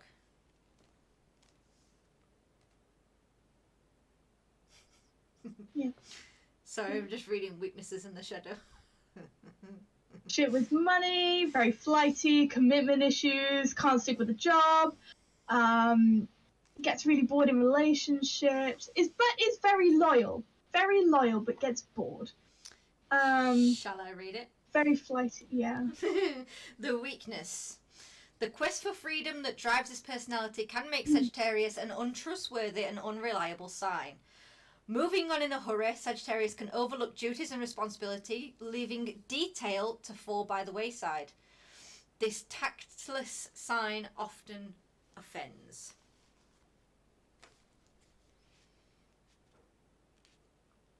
Ooh. Oh, we also avoid responsibility quite a lot. Yeah. We'll take it if we need to, but we don't really. What did you say? Oh, for what was interesting? I was just reading the shadow. So Sagittarian shadow shares Gemini's ability to dissemble. An accomplished liar, this characteristic promises many things and then simply forgets about it in the pursuit of yet more experience. Oh. Yeah, that's true. My memory is really shit. I'll be like, yeah, I can do that for you. And then I won't do it. But if you remind me, I will do it. Like, I fully have the intention of doing things. Yeah. I'm like, yeah, absolutely, I'll do that. I love to do that. I would love to do that. And then I forget about it. Yeah. It's like, if you don't remind me, it won't get done. Very boastful and rebellious, the Sagittarian shadow wants to be noticed and to be liked. When pushed, that natural tactlessness of the sign takes on a cutting and spiteful aspect. Don't like to be pushed around. I mean, you don't like to be pushed around. I like that. Like, my parents kept saying to me, go into education, and I was like, I don't want to do it. Don't want to do it. You know what? I ended up doing it just to shut them up, and I hated it. I was going to say, just in the very, first page of this, it shows a photo of, a teacher and two kids, and it says, Sagittarians are natural teachers as they love learning. Yeah, we're good teachers, but for me in a teaching environment, Yeah, I've got to say, it's... The 9 to 5 aspect was too restrictive. Yeah, I was going to say... It wasn't creative. It's typical, it's not all. Yeah. Yeah. It's especially for me as so carefree and look for that sense of freedom. It's like I needed something that goes on my watch. Yeah. That I can do and that suits me. It's something that's creative, something that I can lead with, something that's my own choice. And teaching in schools or in education where I don't have that option to choose, like topics or discussions or it just did not sit right. I was like, remember when I was doing it, I was like, I feel bored, and we were doing a tarot spread for me, and you were like, there's this huge block, and I was like, I was just getting depressed more and more every day. I was up at the same time, going to bed to the same time, and I was like, yeah, there's no substance here. The security is great, it's nice, it's something that I won't have because I like my freedom too much. You know, it's like the stability of having that job, of that monthly income, of knowing exactly how much I'm earning was incredible. It was so nice because it's like, right, I can plan my finances and see how much I've got left and this and that. It was really good. It was like, what expense was it though? Yeah. My sanity. You really lost your creativity and that freedom. As soon as that freedom was restricting I think your creativity just started to falter. It dropped. Yeah. 100%. So I think leaving where you were, and even admitting that it wasn't working, I think that's one of the best things that you could have done. Admitting that it wasn't working. The thing is, like, my parents, when I left the country, so I was like, do you know, because obviously they asked me to do extra hours over the summer, and I was like, yeah, fine, whatever. I didn't really want to do it, but I still did it, you know. Yeah, because it was like money and that sort of thing. Yeah. Yeah. But like you said, it was like I just didn't feel like I had any time. No. Especially when I left my parents, they're like, well, why did you leave? It was good. It was stable. It was secure. You know, you could have just stayed there. I was like, I just hated it. And I was telling them this so often. Now now they're like, she just hates it. We keep telling her to go, she's not having it. She just doesn't want to go into teaching it. Like, she doesn't want to go into teaching at all. And I've said this from when I was 14. Don't want to teach. I just knew for a fact I just didn't want to teach. But they would always be, it's stable, it's secure, it's good, it'll get the bills paid, this and that. I'm like, yeah, but I just feel like something, like a part of me would just die with that. Like, for what I want, stability isn't an option. 100%. I mean, like I say to like prosperous people who want to go into teaching, it is not for everyone. It's you have to want it in order to pursue it. I mean, like I've seen, I know a number of people that have gone into teaching, and they absolutely hate it, or they don't stick it because it's not what they want to do. It's like, oh yeah, teaching's good. Teaching, like all you do is teach, and like you get like, holidays off, and it's like we don't get holidays off. We have marking, we have moderation, we have this, we have that. It is. I must admit, it's too much responsibility for a Sagittarius, and I'm sorry, but I'm not even 24. Like, I'm 24 in next 3 weeks time, and the matter of fact is like, that's too much responsibility for me as a 23-year-old to have. I don't feel like I'm ready to settle down. Yeah, and again, I think that depends on the person, to be fair, because I mean, I first started teaching when I was 24. So it's most different. people do start teaching at 24 because they do university and then they do the PGCE, don't they? Which takes another 3 years? No, 1 year. Which depending. 1 year, but depending on what it is, but depending on what you do. Yeah, it is legit. Like, it's like undergrad, this, and then teach. Yeah, undergrad, maybe a master's, and then your PGCE, or you know, it's just. I think for most Sagittarius people, teaching isn't a thing unless it's under their terms. Very much like creative. Yeah, it's got to be in that creative sector. It's like I probably wouldn't mind teaching theatre because it'll be different every day. You know, people are creative; they've got different minds, different imaginations, everything like that. You just go, I could probably cope with that. But again, it's just I'm teaching what I know and I'm not learning.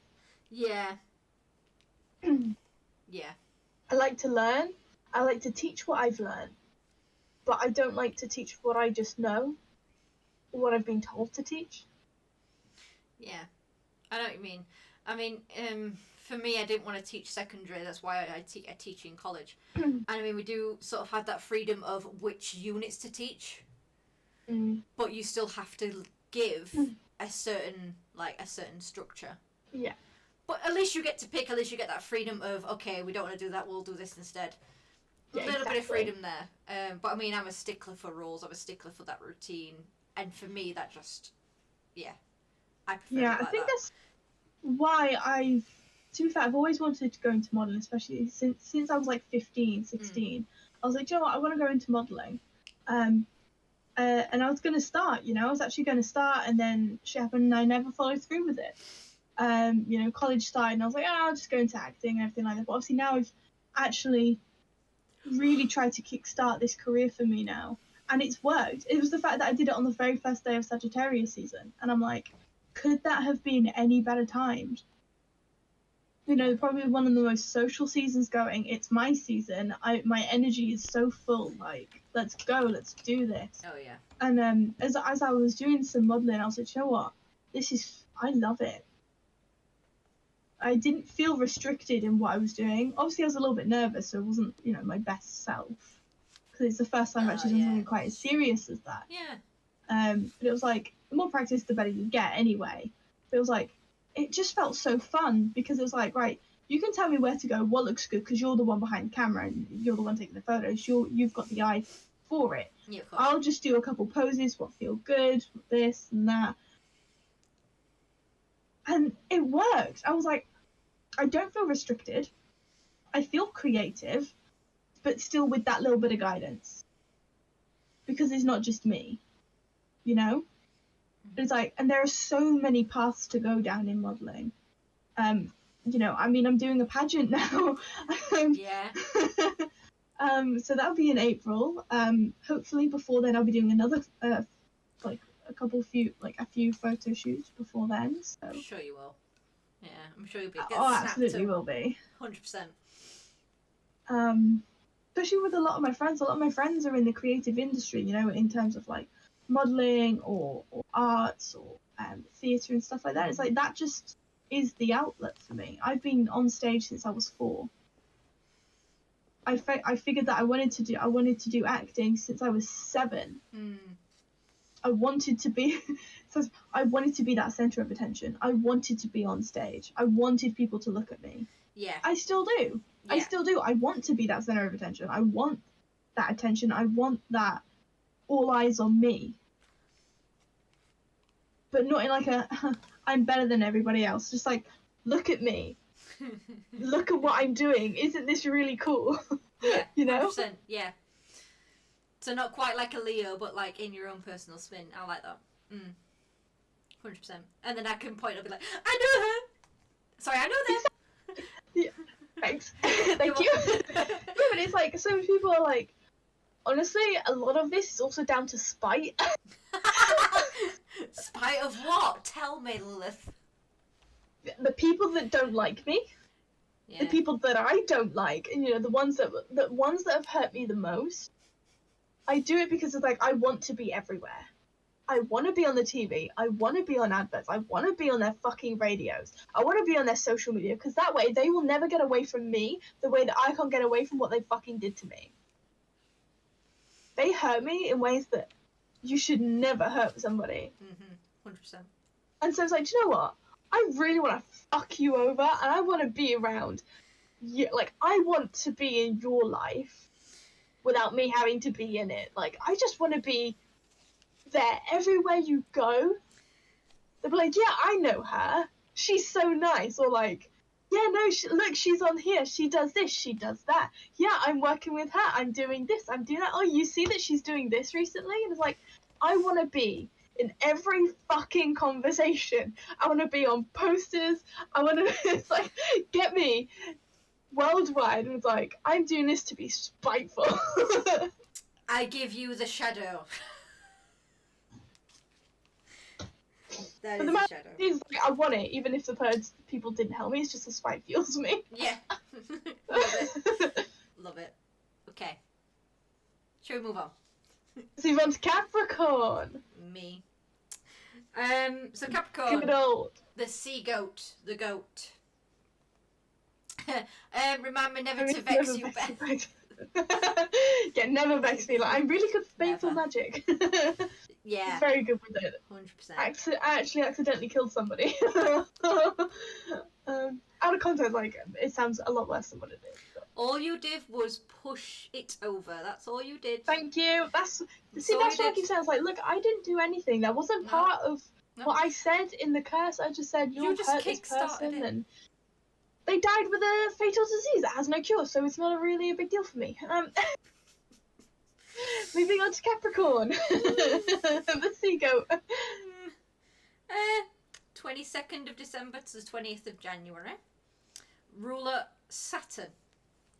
Cardinal sign Earth. So Saturn is very much a stickler for the rules, as you will. It's about limitation, control, solidation, boundaries, thrift, conservation, discipline, wisdom, resilience, karma, the shadow, fear, denial, hardship, responsibility. So it's basically a path of duty, hard working, sets boundaries and limitations. So in terms of like a Capricorn, what should I do? Should I read appearance, personalities, all of it? Same as what I did for Sagittarius? All of it. Okay. Do the same for Sagittarius. It's your time to shine, my love. I don't like to be put on the spot, I'm joking. So appearance, typical Capricorn. Oh, fuck off. Depends. It depends on the context. So appearance, typical Capricorn is long and lean, body, face, hands and feet, which may be bony. The dignified stance is authoritative. Colouring tends towards grey or black. The complexion is often shallow, and the facial expression may be severe. Choosing dark and conservative colours. Capricorns do like to look stylish even when they're casual.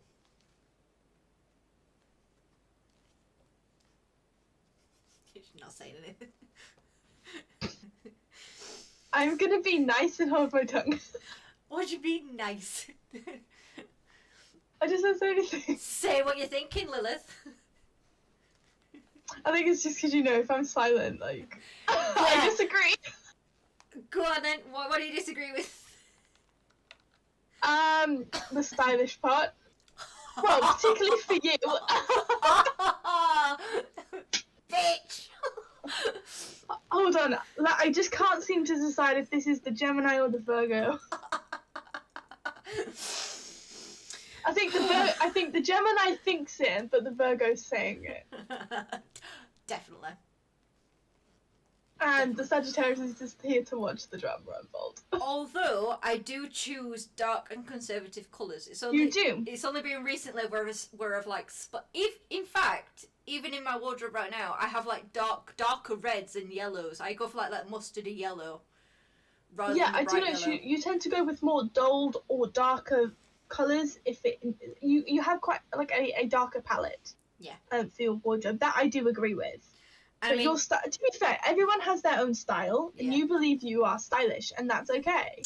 I mean, look, I even wore this today at work paired with like a little belt to give you some figure. Cute. You know what I mean? That is cute.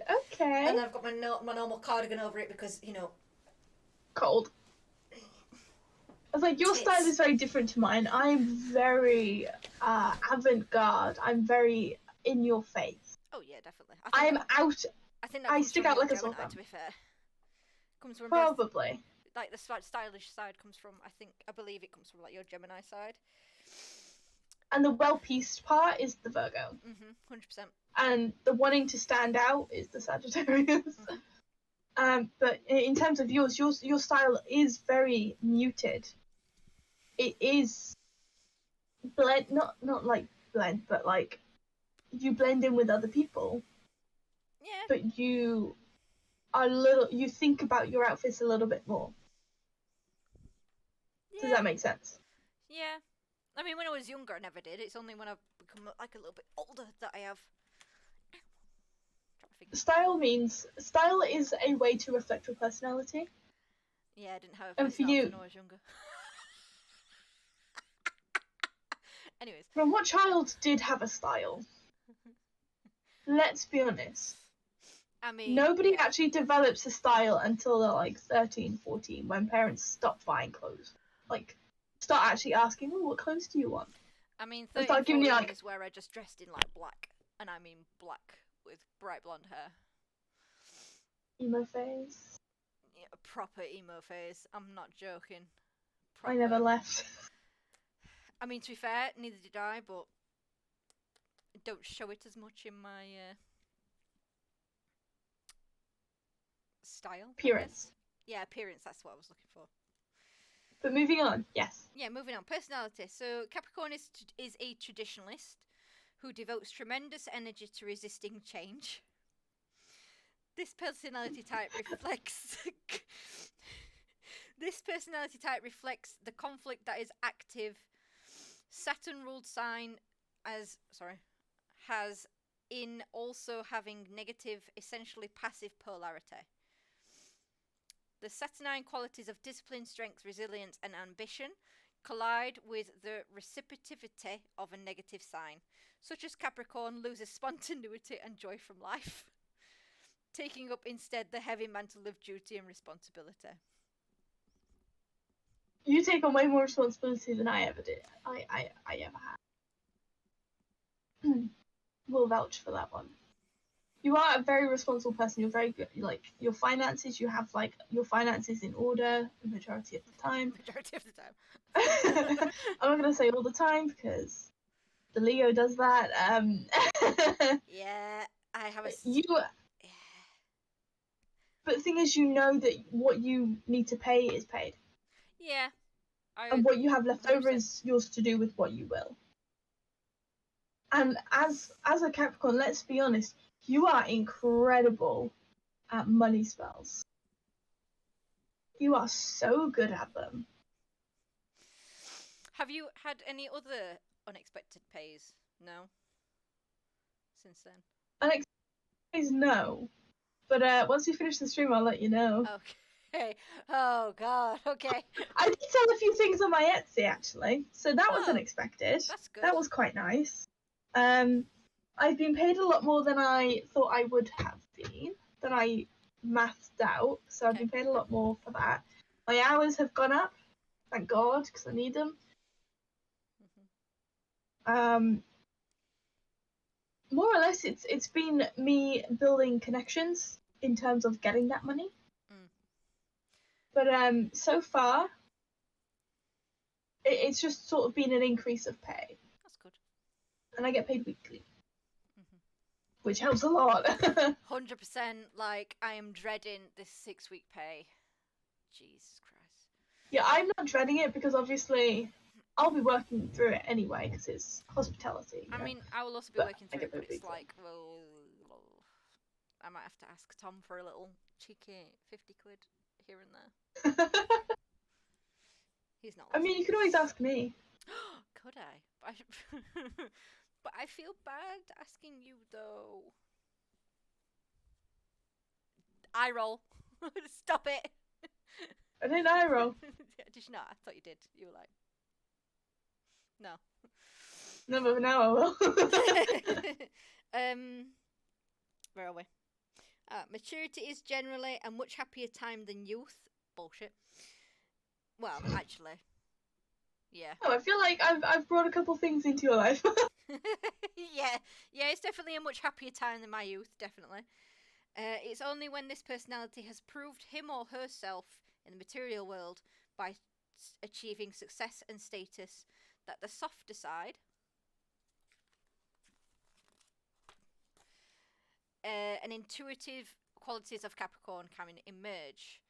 They may experience a strong desire to explore the spiritual realm or help society, which I do think 100% is true. It wasn't until I completely finished my studies that I started to delve into what I believed in spiritually, to be fair.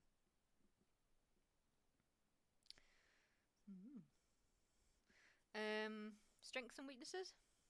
Absolutely, let's hear them. Should we start with weaknesses or strengths? Do you know what? Let's start with weaknesses and then it can balance out with the strengths. I'll also go on the shadow as well because fucking hell. Yeah, you called me out. It's time to call yourself out here. Shit. Capricorn is a control freak and often judges people according to the position they hold and what they can do to assist Capricorn climb the social and business ladder. This controlling personality sees the world as excessively rigid in terms of imposing endless oughts and shoulds. Oughts and shoulds, sorry. Rules on themselves and on others. That's the weakness. You do like to be in control of a lot of things. Yeah, depending on what it is, yeah.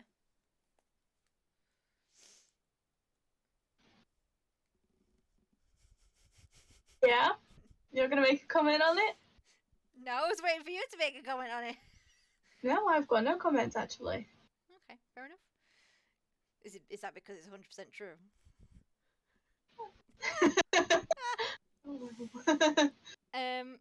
Shadow. So, the critical... Hold on, you haven't done your strengths.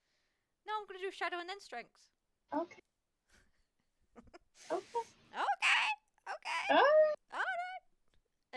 Criticalness, narrow-mindedness, pessimism, rigidity define the Capricorn shadow. Inner dissatisfaction creates a driving need for validation and success in the outside world. 100%. I always have the need to be validated, and it should really stop. You are quite rigid in terms of social aspects.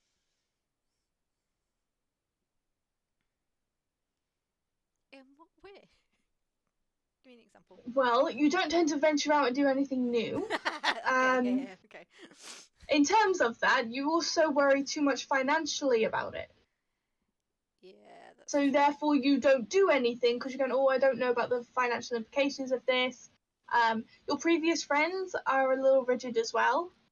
Therefore, in terms of conversation and things you do, they're just... Yeah. Everything is very... Don't rock the boat. Yeah, that's true. You are very happy to stay in the center of it and don't do anything. Yeah. Like, I think that does come from the laziness that can come from Capricorn, like in bed, lazy. No, but I just mean in like a general thing. Like if you go out with your friends, conversation tends to be a little stiff, a little slow moving. There's no freedom. Like there's no. The conversation feels a little limited and very.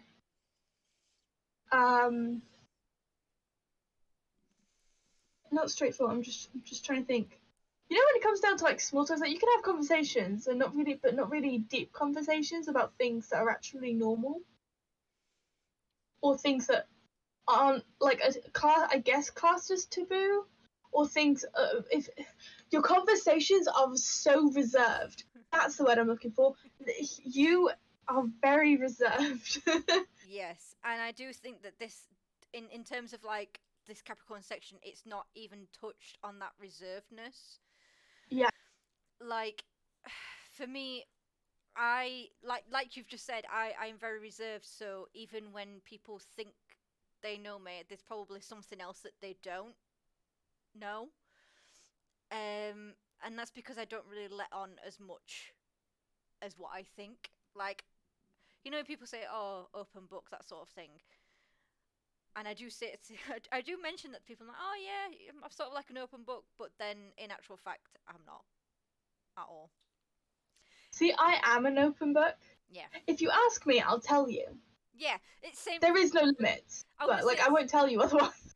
This is the same thing. Like, if you ask me, I will tell you. But then, for me, I struggle to think of topics to ask, questions to ask. Like, I'm always used to people asking me questions where, when the tables turn, I have no idea what to ask you.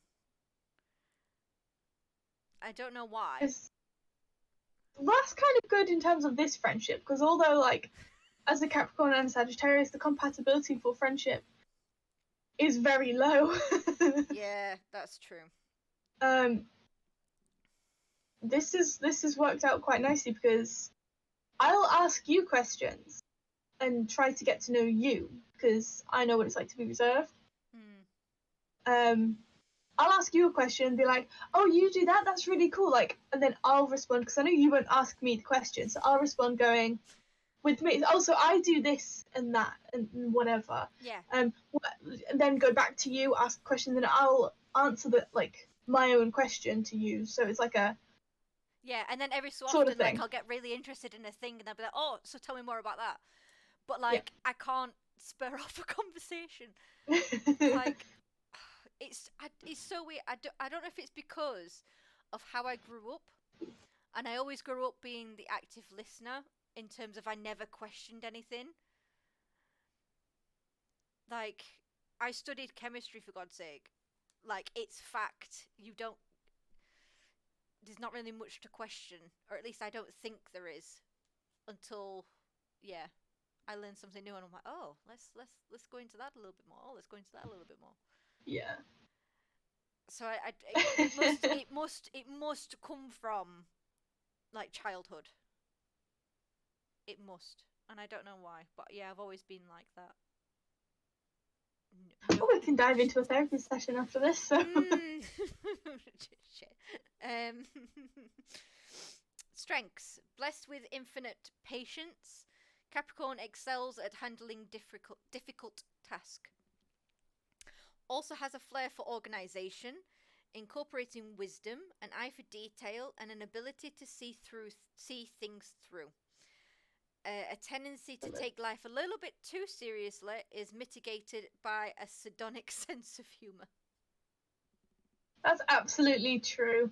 But that's why I think we work. We balance each other out. I'm the polar opposite to you. Yeah. I'm so opposite in terms of finances, control, responsibilities, money, outlook on life. I tend to look as you can't take it too seriously. We literally live on a floating rock. Why are you so serious? Money is literally a man-made concept. Time is a man-made concept. Yeah, but yet we're here for 80 short years. Like, do anything. Okay, let's not. I mean, 80 years is a fucking long time, and I'm pretty sure by the time that I am, like, that age, 80 out of like a billion? Really not. Well. Life is incredibly short when you think of just how long the Earth has been here and how long humanity has been around for. You go, shit, actually, we really ain't here for long. So live a little. You only have one life. Why be so serious? Why be so caught up in other people when everybody's in quite literally the same boat? We're all roaming around this fucking floating rock on like islands. We're all trying to get by. We all have different interests. Why not just free yourself a little bit? Have fun. You're allowed to have fun. We weren't made for the society we're living in now. We were farmers. We foraged for berries. You know, we walked around naked for quite how many fucking centuries? A lot. Foraging berries and living life, like, that's it. 100%. 100%. But yeah, okay.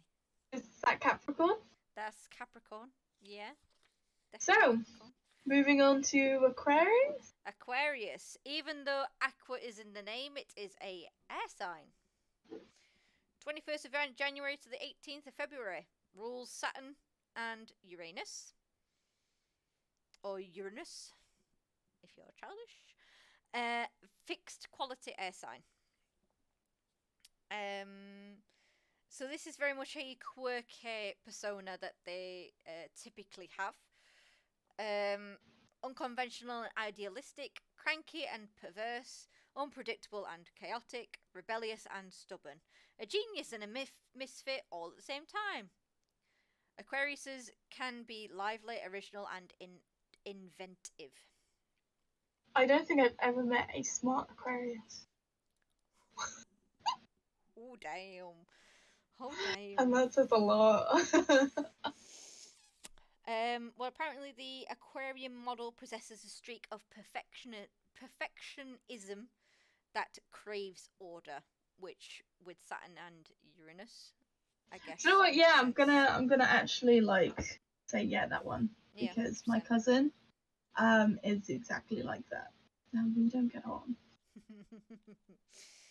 for many reasons. Possesses a fever. Oh, I can't even say that. Possesses a desire for change and revolution as youth. May find a way of rebelling or follow a set of ideals and then stick to that for the remainder of their life. This is the old hippie who cannot move on, and the anarchist who didn't notice the end of the revolution. Then again, Aquariuses can be one of the great movers and shakers of social change.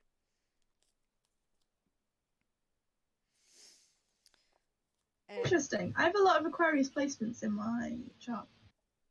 Makes sense. It does, doesn't it? Very much a social shaker. Oh yeah, my chart. 100%. Absolutely. Do you know what my dad said? Sorry, and I'm going to put it back on me, but this is very quick. Go on. It's fine. So obviously I graduated. My dad's got a couple of photos, you know, and he showed some people at work. Oh yeah. And it was a picture of me, my mum, and my dad, and they all went, "Wow, she's a spitting image of our mum." And he went, "Yeah, but she's got the trickiness of her father, though." He was like, "Yeah, she's fucking sticky," and I was like, and but he said, "Yeah, but so he said that to me, and I was like, I mean, you ain't wrong." And he went, "Yeah, I said that," and then the person he was showing me went, "Well, that just means she'll get far." And I was like, "You're right, I will get far. Like, I will get far. You will. That's it. I will get far, and I know that.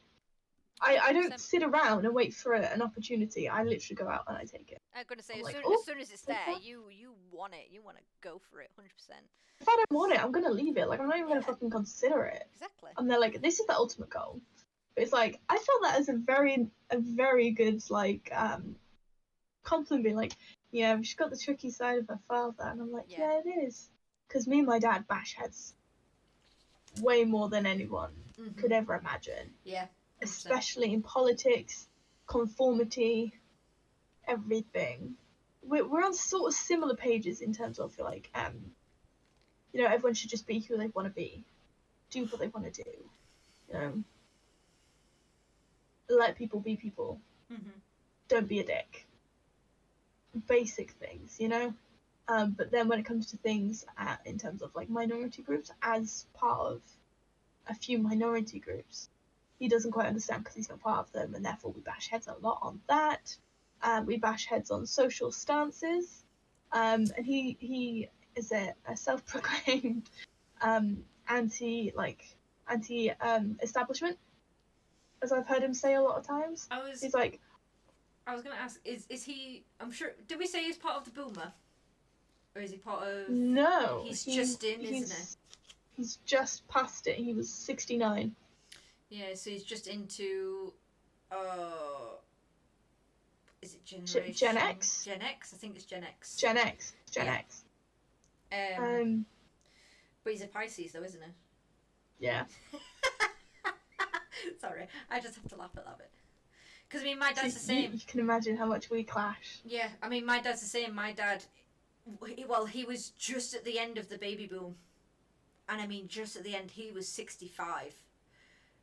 So, very much like... Yeah. And he is also Pisces. That everyone hated the baby boomers. And the matter of fact is everyone still hates them. It's quite funny. But we're going to talk about those because they don't deserve the stream time. Yeah, 100%. 100%. It's like we bash heads way too much, and so it's like no man will ever hurt me because I will literally fight them. Because like, I'm sorry, but I'm not scared of men. I was gonna say I have a Pisces dad, and I argue with him all the time. To the point like whenever arguments spur, my Cancer definitely pops out. Like I cry when I'm angry. I just can't. Oh, I get so fired up. I just cry because I cannot handle that emotion, that conflict. But now especially now that I've moved out, whenever my dad says something, I cannot hold my tongue anymore. It's because there's no consequence of living with him anymore.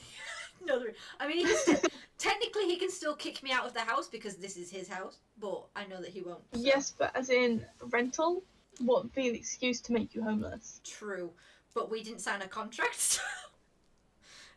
Plus he wants it off his hands, so he's not going to kick me out. Exactly. He's going to keep you there even longer. Exactly, yeah. Speaking of Pisces. Oh, no. Yep. Master manipulators, absolute cunts. Pisces, the fishes. 19th, slippery ass motherfuckers. 19th of February to the 19th of March. Rulers are Jupiter and Neptune, mutable water sign. So Pisces' personality is typically vague and lacking focus. They have permeable boundaries. Pisces is not sure where the self ends and someone else begins. This personality acts like a psychic sponge, picking up feelings and impressions from all around. Whilst gentle Pisces is not willingly out to hurt anyone, this unassertive personality finds it difficult to say no. Victim complex. Rather than displease someone overtly, this personality will take on tasks with no intention of fulfilling them or make promises likely only to break them almost immediately. Like fishes on the glyph, Pisces gets pulled into two directions at once. One side of this personality is kindness personified, the other is passively manipulative. Wavering around between the two, it is no wonder that Pisces has a difficult dealing with everyday reality.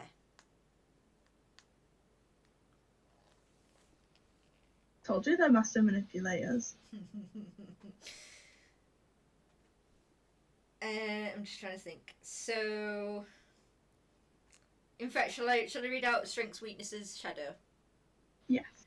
So, strengths. When Pisces at his or her best, it is the most intuitive and empathetic sign of the zodiac, with a vast imaginative and compassionate resource. Weakness. Pisces finds handling the harsh realities of the world very difficult. When confusion sets in, this manipulative character finds it difficult to distinguish truth from reality and renegates on promises. The shadow. The Piscean shadow is a martyr who feels put upon and used. Again, coming to the woe is me complex. I don't think I've ever met a Pisces that doesn't have the woe is me, I'm this. You know the song that's trending on TikTok and it's like, what about me? It's like every sign is saying that, what about me? What about you, it's like bitch? Pisces is the one that's like, oh, but it's just so hard for me. This is this, woe is me, and every other sign's like, oh yeah. What? So this persona is created by an inability to discern when it is inappropriate to go on giving and to stop doing everything for someone else. A major feature of the Pisces shadow is guilt and a consequent drive to atonement and self-immortalation.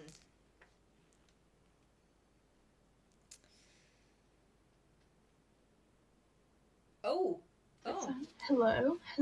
This what have bit. you found? So, as a parent, there's a subheading. As a parent, a Piscean parent sees an offspring as an extension of him or herself, without recognizing that a child's experience of life is different. This is a sensitive and caring parental mode, which provides artistic stimulation and provides opportunity for play, but does not encourage individuality. Discipline is difficult for Pisces, and boundaries have a habit of shifting, making life challenging for any child who does not belong to a empathetic water sign. Children may also feel overwhelmed by such emotional style of parenting. So when that manipulative side comes in, that emotional side, it can come across as like a... Yeah. Both my parents are Pisces. I've had both of those parents. My dad isn't quite as empathetic at all. Ever. But my mum is. Like I said, two sides. Two sides. Usually male or female, but not necessarily. It can just be like... Feminine and masculine energy. Yeah. I tend to say fem or masc energy. Fem. Just no. It's just more as a non-binary person. It's like I'm sick of seeing like Sagittarius men or Pisces women. I was gonna say men. It's like it is literally can because we give it off energies? This does say male and female, so that's why I'm reading it. But the thing is, a lot of people confuse the fact from masculine and feminine because they've assumed feminine is a woman and masculine is a man. It's like no, it's not it. A man can be feminine, and a woman can be masculine. Therefore, my mum could be the really unempathetic one, and my dad could be really like soft and sensitive. Yeah. Where the boundaries are crossed all the time, because he's more feminine than my mum. You know, you never. I mean, obviously, it's very not traditional, but my mum is the more feminine one. My dad is more masculine, hard-headed, unempathetic. My dad gets really pissed off with me when I have an individuality, like when I'm very individual. As you know this. Yeah. My mum doesn't really care. She's like, yeah, it's fine. That could also be because of placements as well, like other placements in your mum's chart and your dad's chart. I need to figure out. Yeah. But it's like, my dad's like, no, that's not right. She needs to conform a little bit more. He's like, I've always been anti this and anti that, you know, I'm always been for individuality, but she needs to learn to conform more at her job. And I'm there like... You don't need to conform to your job anymore. I don't need to conform to fucking anything. We're in a completely different generation here. Exactly. Not only that, you think I would turn up to work in something like this if it wasn't going to be okay? Yeah, exactly. It's modest, isn't it? Covers my arms, covers my legs, it's knee length. Well, I was like, what's the issue? It's a fucking turtleneck dress. Like, come on, bro. Keep my opinions to myself. I was going to say, these are just cancers that we've come across. Like, not cancers, Pisces that we've come across. Pisces. It's not all Pisces, but it's enough. Yeah. It is enough. I think it's also like the relationship between them as well. So for instance, obviously both of our dads are Pisces, so we've seen that like disciplinary, non-individual, that sort of thing. Which I guess works well for me because I'm a Capricorn, so I'm very much a stickler for even though sometimes it still gets on my gears. But I forgot what I was going to say. The thing is, that's fine. Let me know when you think about it. Okay. It's like the thing is, in terms of parents, I am an extension of my parents. Yeah. I have traits of both of them. I mean, naturally, as you would. But it's like my dad says, like, yeah, but she's got the fucking trickiness of me. And it's like, yeah, I wonder why. But we've also got astrology to thank for that, considering it's what sign is it that is? I can't remember. I can't remember what sign it was and what house, but I know in every revolution they've had the same sign. And the placements. It's everyone born in like that generation. Oh God, where was it the other day? Was it Pluto or was it Neptune? I think it's Pluto. I can't remember. I was like, it's Pluto or Neptune. It's one of those two planets. One of those two planets is in a house, and that is the that planet is the one that has been in everyone's charts where there has been a revolution. Visionary. Riots, being a change Neptune. Of society. It is Neptune. Neptune, the visionary. It's like, once that is in, it's like a generational thing. Yeah. So, once that generation has this in. Even here it says Neptune embodies the urge to transcend the boundaries that keeps the soul separate from the world. Yeah. So, we've got that in our, in our signs. Victim, martyr, saviour. Like one of the things says victim, martyr, saviour. And I know for a fact that Gen Z are going to be that generation that will cause an uprising. Yeah. And I'm okay with that. Like, I'm part of Gen Z, and it is in my chart. And actually, you know what? I've been doing my part for ages, and I didn't even realize it. I always question things. I was never part of that norm as a child. Oh wait, sorry. You know? It's not Neptune. It's Uranus. Oh, it's Uranus. Yeah, sorry. I just went through. So Uranus, the Awakener. Oh. So the Great Mover, the Shaker, symbolizes change and chaos.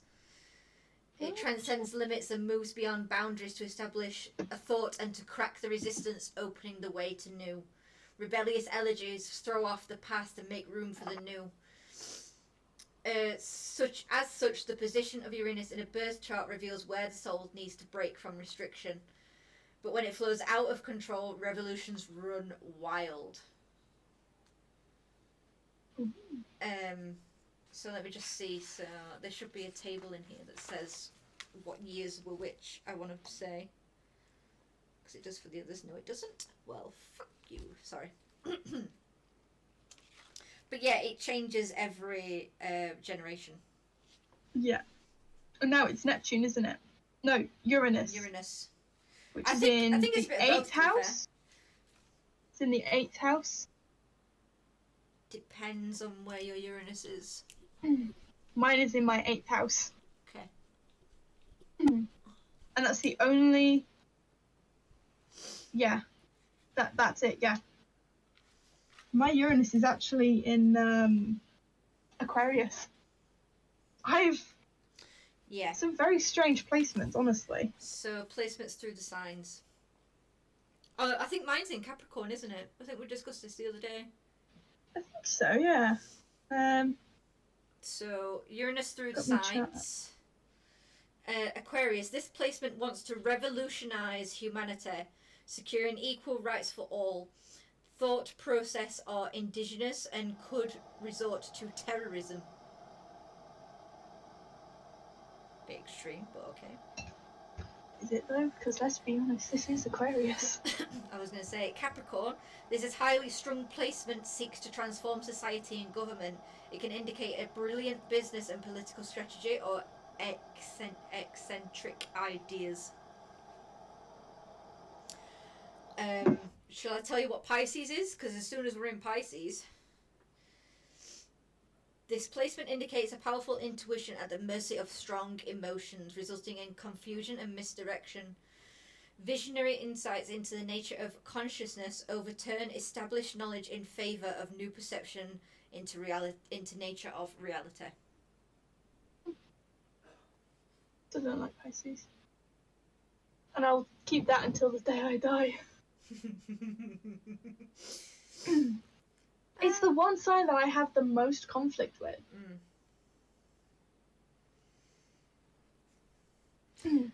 What sign is Gemini again? Is it a water sign? Air. Or an air sign? It is an air sign. So I have fire, earth, and air as my big three. So I tend to get along with everybody, but Pisces. I'll see you later. See you. But then it's like I've had both my parents are Pisces, and an ex-partner of mine was a Pisces, and they all just have really similar tendencies, and I was just there like, oh my god, I actually hate you. Like, they would all just use manipulation, even if they didn't realize they were using it. It was the fact that I would always call them out, both parents and the partner. Like, do you know how manipulative you sound? Just to shout, like, do you know? Because I'm not gonna fucking take it. But I was gonna say, in terms of like me, I don't think I've ever come across that manipulative side. I've usually come across that woe is me. Yes, it's always the woe is me that catches me, and I'm just there like... I just roll my eyes and just be like, just get on with your... It's two very different people. I'll sit down and be like, oh, you want to do woe is me? You want to do that? You want to do that now? Alright. I'll give you something to fucking whine about. Whoa. Damn. They're on one. Careful. Joking. So I'm really nasty in an argument. I'm like, I don't know what sign that is. I don't think it's the Gemini, but is it the Gemini? I don't think it's the Gemini. No, it's definitely the Virgo. Is it the Virgo? I don't think it's the Virgo. Maybe it is. Definitely the Virgo. Definitely the Virgo moon. When I get into an argument. Oh dear. Especially a very heated one. Yeah. About personal matters. Mm-hmm. Virgo Shaisun is like, I will bring up every fucking insecurity you could ever have thought to have dreamed of that you told me. And I'm like, how do you remember that? I told you that 3 years ago, and I didn't even remember that I told you that. And I'm like, I keep mental notes, bitch. My memory may be shit on everyday situations, but that's because I have so much information stored about you. That's your Gemini and your Virgo working in tandem.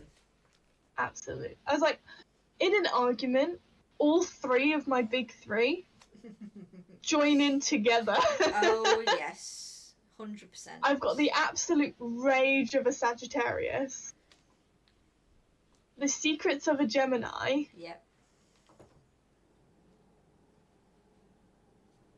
And just the judgment of Virgo in an argument. I'll sit there, even though I've known it for ages. Yeah. I'll sit there and I'll know information for ages. Like, I don't know, let's just say there's something you're really insecure about, right? Mm-hmm. I don't know, let's say you're, hypothetically, you are struggling with your self-image. And you've told me a couple, like, insecurities and whatnot. I'll sit there, and then if you get me fired up, I'll be like, well, do you know what? I don't fucking hate myself the way, like, brings up insecurity. It's like, well, do you know what? Maybe if you worked on this, you wouldn't fucking hate yourself. And do you know what? We'll say it in money, because I feel like it's a little safer. I'm not going to go on self-image, because it's so damaging. Yeah, it's so damaging. I don't want to do that. Okay. I don't want to do that. It is nasty. I am nasty. So I will do finance to show the extent. Let's say you're really broke. I mean, yeah, go on, okay, yeah. Really and, broke. you know, let's say you have a bit of a gambling issue going on. You're broke, you're asking people for money, etc., etc., you know? Okay, yeah. I was just sitting there like, oh, woe is me. I'd be like, do you know what? In a heated hour, I was like, do you know what? If you stopped gambling and actually thought about the fucking consequences for once in your life, maybe you wouldn't be in such a shitty position, and you wouldn't be asking me for money like a fucking idiot. I'd be there like, oh, like, don't fucking come to me. Do you know what? Why don't you sort your own issues out, and then I'll get back to you, because I'm not dealing with this shit. Shots fired. I feel, oh. Yeah. I'm better when I'm not gonna lie, I'm better with the insults off the fly. Yeah. When I'm actually heated, because I'm not heated at the moment, they're just a bit naff. Mm-hmm. But I'm really good when it comes to image security. You know, if somebody spoke about their weight or their mental issues and this and that or this and that, anything wrong with their life, I'll pick it up and then I'll use it. So an old friend of mine, obviously I'm not friends with them anymore, really tried to turn all my friends against me. And the Pisces partner told me to bite my tongue, and I did. I'm glad I did, because I would have made the situation worse.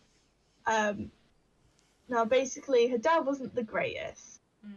You know, she had a lot of trauma, all of this, all of that. And I found out that she lost all her friends at uni, this and that, right?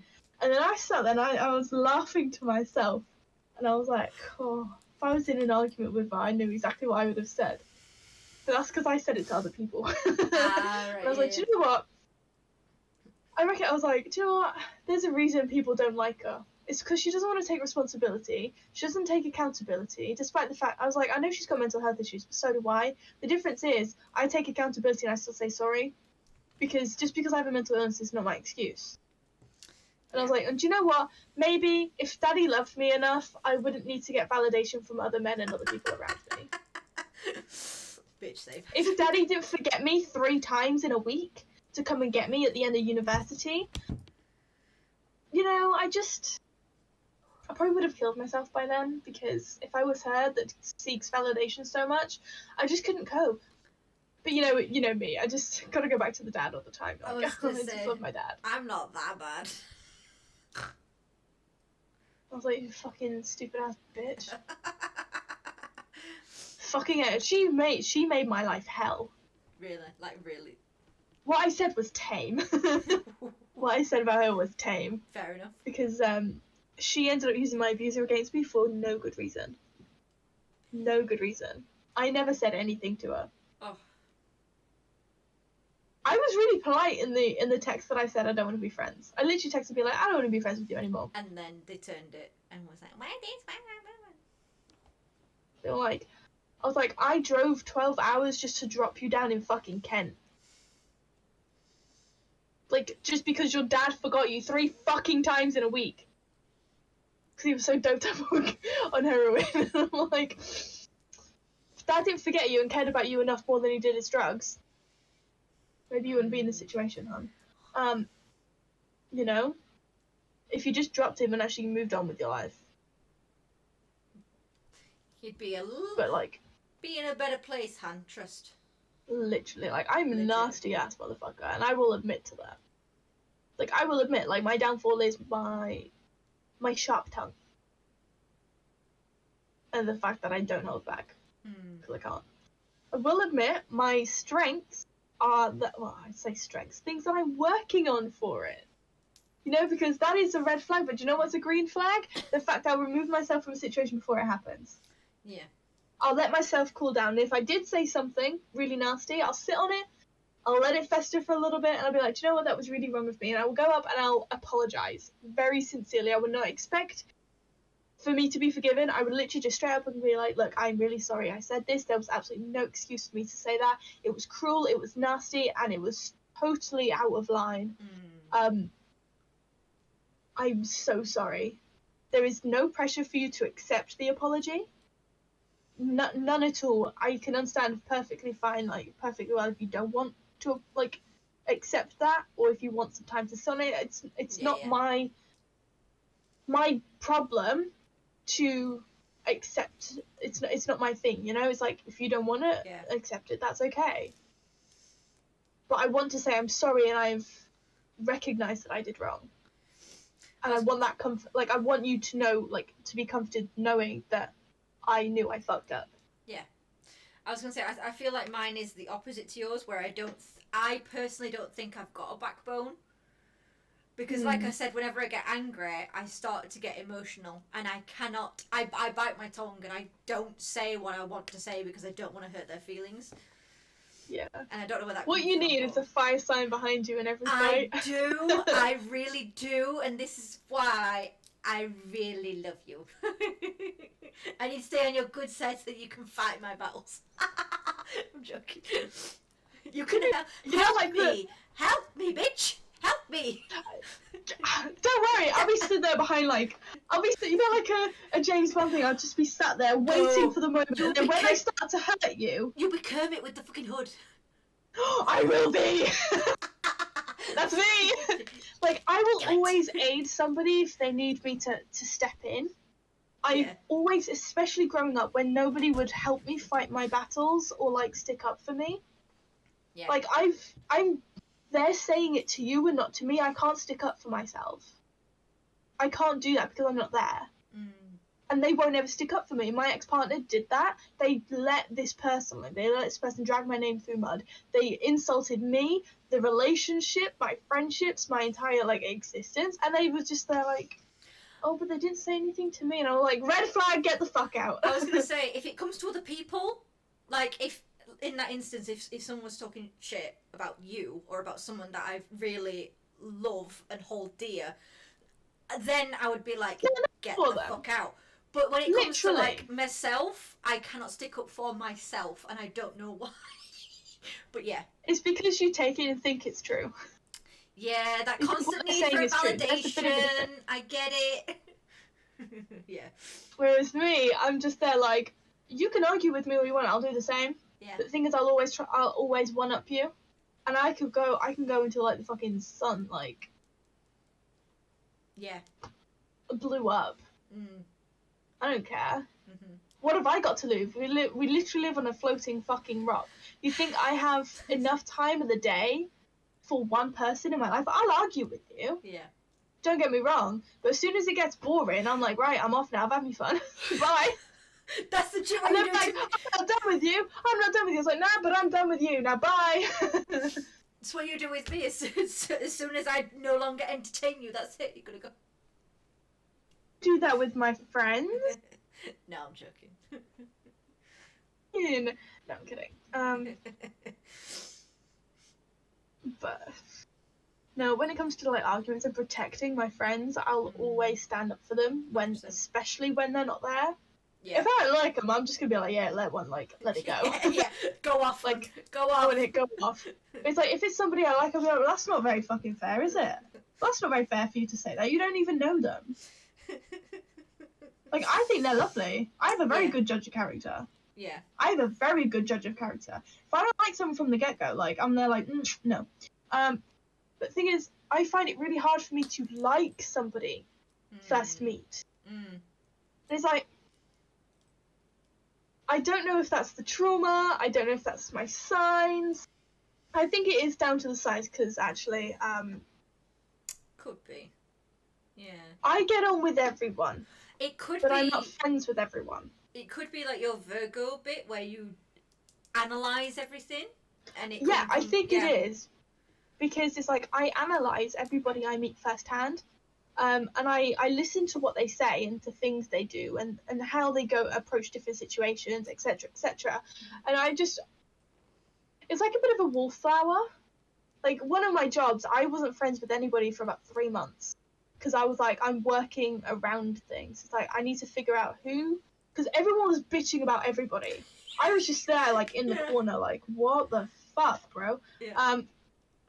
So everyone would bitch about everybody to me. And I'd be like, yeah, That's no, Gemini. okay. But the thing is, I would know exactly who's in whose clique, what to say to who, and what not to say. I mean, it's easier just not to say anything in the first place, which I didn't.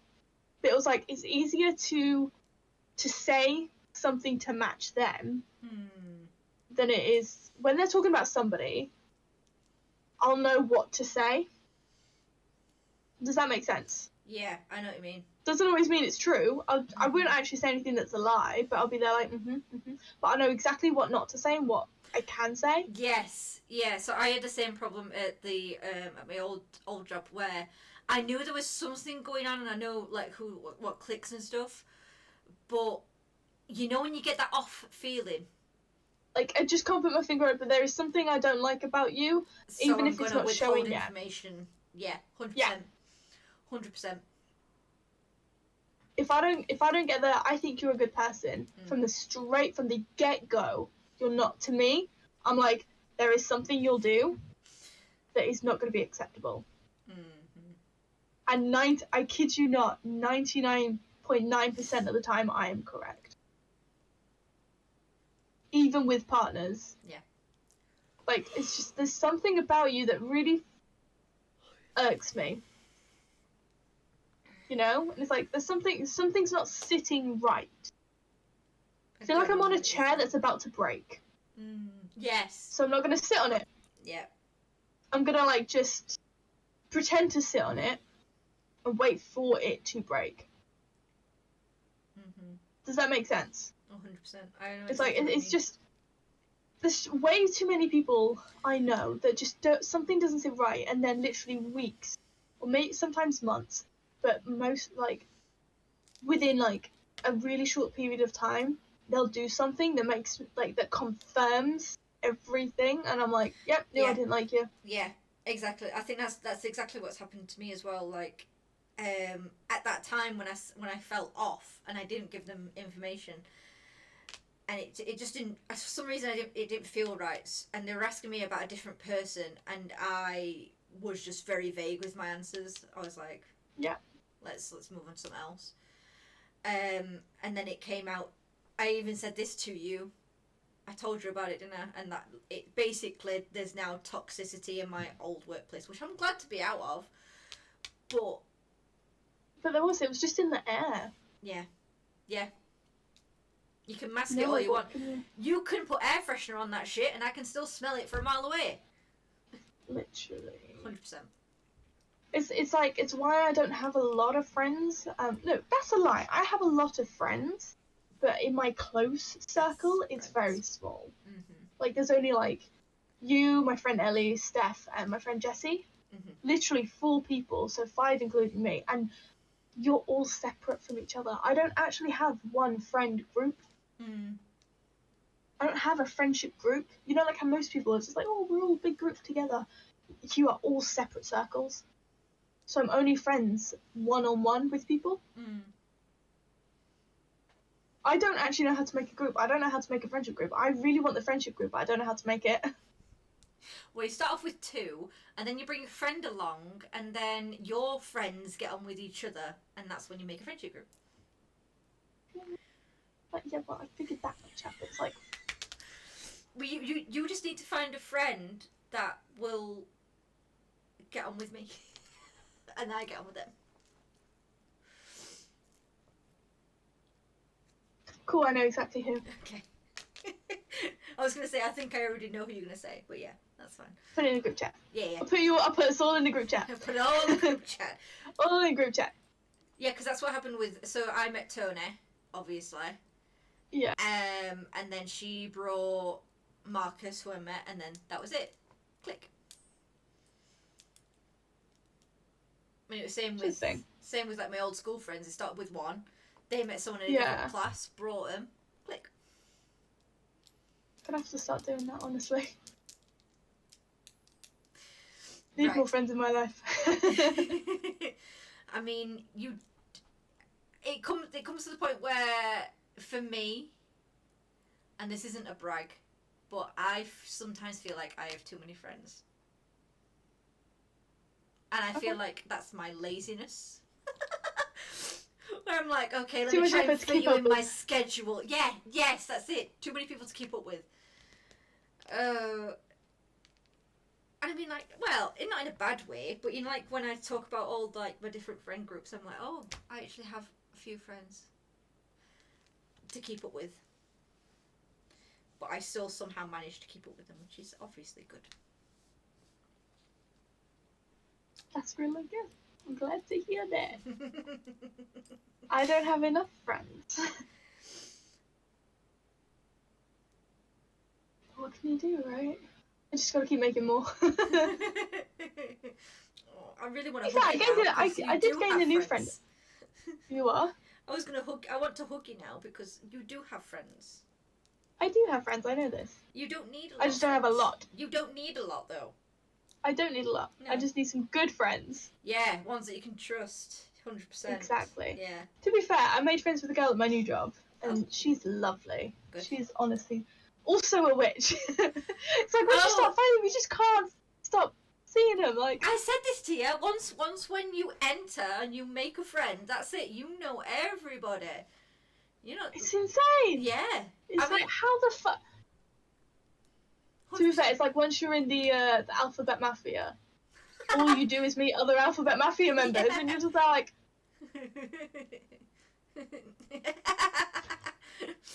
It's like... Ding! Just like, even like when you're looking at a window in the car and they're blasting like some sort of music, you both windows open, you're just going... you don't even need to mouth it, you just go...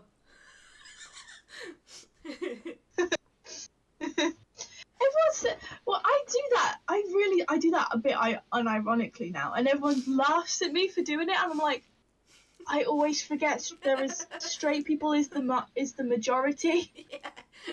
Yeah. It's like, because obviously on TikTok everything is just LGBT. It's just like gay jokes, and it's really funny. So when I say it in real life, everyone's just like, oh my god. I'm just there like, oh yeah. Straight. Oh fuck, I forgot you're the majority. Whoops. Yeet myself away. I was gonna say the bi girls, or bi femme with the what do you call it? Is it Labrador? Golden Retriever game. Golden Retriever gamer boyfriend. Fluffy head, Golden Retriever. That's popped back on my boyfriend. TikTok again. Is it? Back on your TikTok. Yeah, and then the other one that's like, if he doesn't treat you like a queen, dump his ass.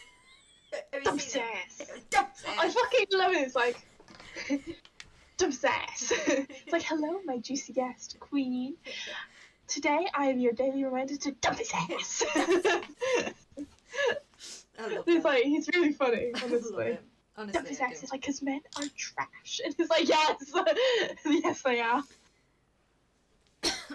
Right, okay. So, I have work in the morning, so I do need to go. I think we should call it. Do we want to go? What do we want to do next week?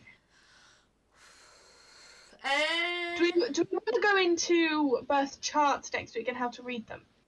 Yeah. That'd be good. Yeah. So astrology part 2, birth charts and placements and what we mean by big 3s, big 6s, and each placement, each house, etc., etc. Yeah, so we've been going on a lot about moon size and risings.